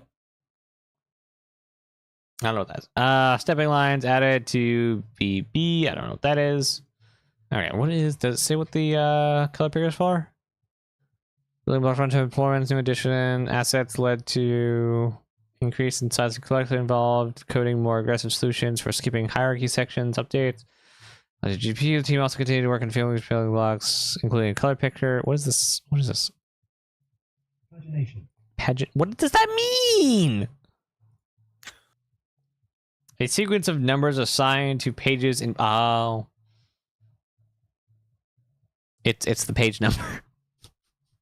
It's just the page number. Why do you need a word for that? Adding page numbers. Why not just say adding page numbers? Because they have to sound complicated, you know. They're UI designers. What do you mean? Anyway, so adding widgets for color picking, page numbers, and stepping lines for designers. Nice. Hopefully we get like in-game like magazines now. Gib. Also, Gib in-game color picker for like ships and UI and crap. Give me my actual. Oh, yes, please. Give me the actual paint system, not the microtransaction paint system. Finally, UI worked alongside graphics to develop a new internal map system. This is the map I showed you. To help players navigate the game's complex cities, planets, and capital ships. This will be a real game changer for players, and we're really excited by its progress. Foreshadowing. Oh, yes. Lastly, VFX last month continued working on interior and extras of several pyro locations. The visual style of this location differs greatly from the many Stanton-based areas, which has been a welcome challenge for the VFX artists, both technically and artistically. They also completed their VFX pass on Size 5 bombs and 3 upcoming vehicles. Yay, explodey bits. Oh, yeah. And that's the quick version of the monthly report. Okay. Now that we're here about half an hour after I said we would be going, so sorry. It's all right. Bulletin board. Oh, it's Hoban doing his work. Yeah, I kind of I've been thinking about that while you were talking for a minute, deciding what might be the best option. What do you mean? Oh, cause it's okay. Yeah, I think the first option might be the best because allow the leads to decide where to put people. If said person wants to stay a quote unquote AP person, then that's fine. Let the it. I don't know. I really feel like that should come down to the leads to be picky about. I guess the leads obviously know their crew. I might have a discussion with like the other executives, because like what I think of, what I like planned for, and this was like before like basically handing the keys to Hoban, because that's basically what I did, was much like this first option here. So we're for streams context, we're talking about how we're going to be setting up teams in the org. And currently AP doesn't really have a job. That like nothing, AP or asset protection doesn't really do anything for themselves. They're all tack-ons. Everything they do is a tack-on. So what we're discussing is, should they be in the teams and let the leads or just profession, or not profession, but proficiency decide where they go. So the options are, they are miners with a specialty in asset protection. Are they asset protection that works in the hulling team? Are they asset protection assigned to the hulling team, or does it just stay as is? Yeah. But like, I think for me, what I'd like the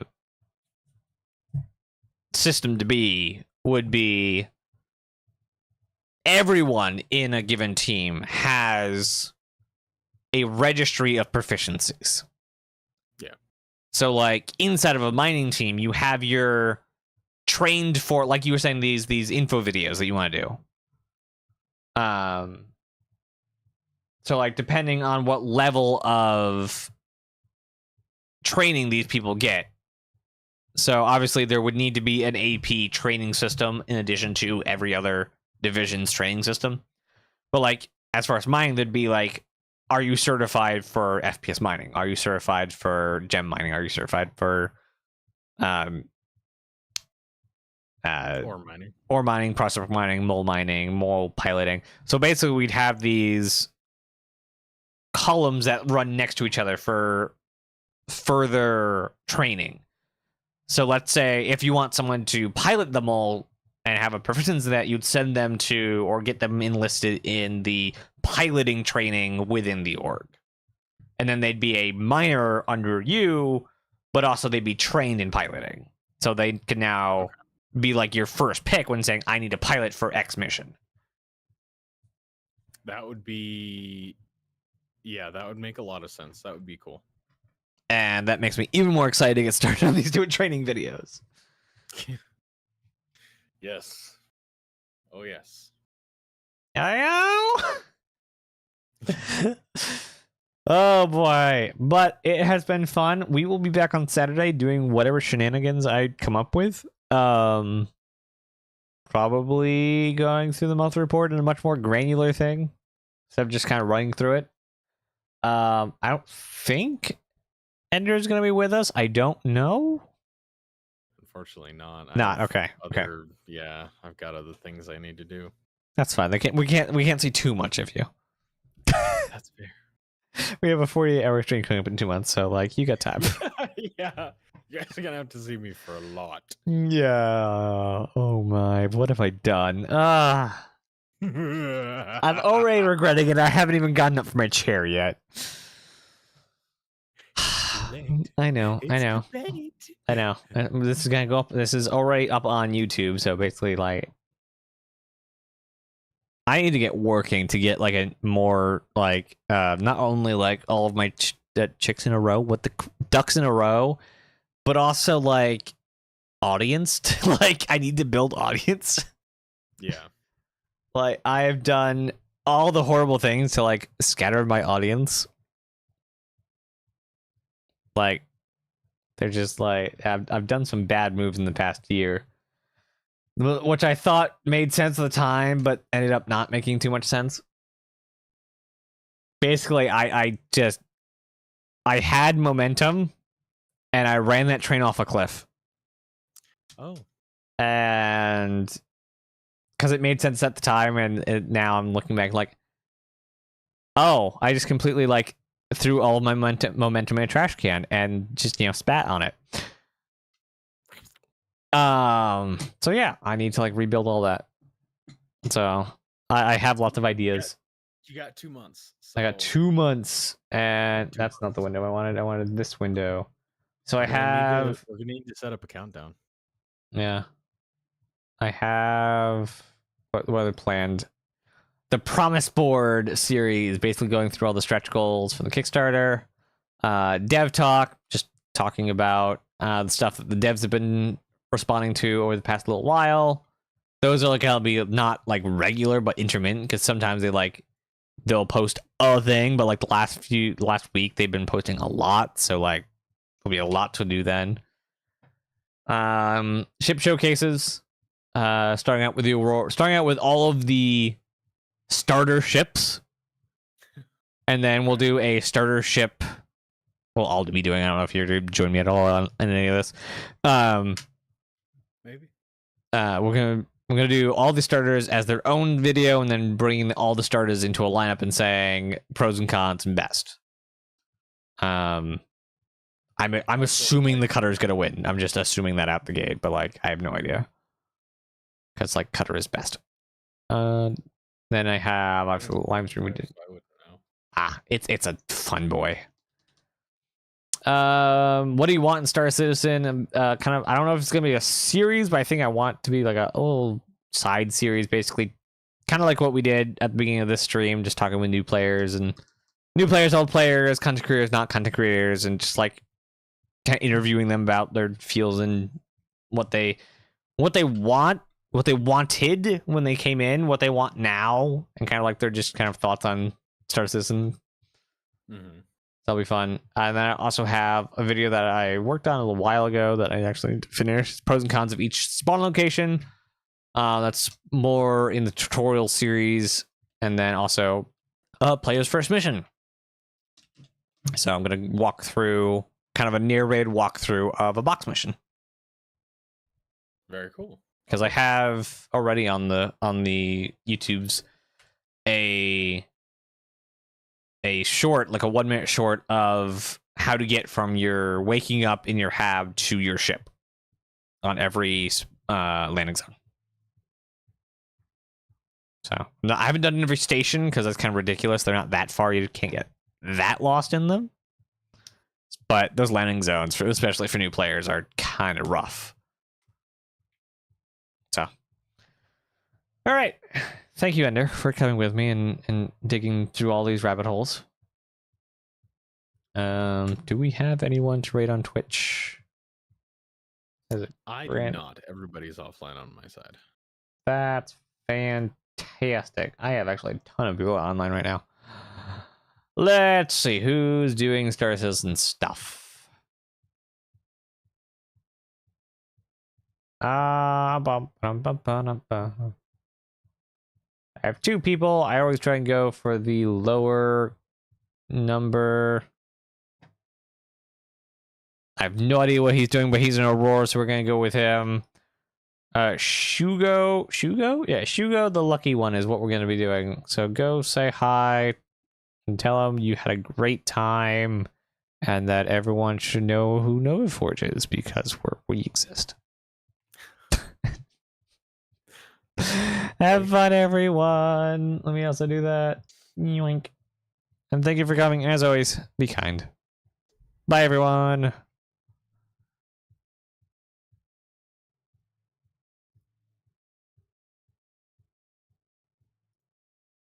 And we're out on the Twitches. We're also just going to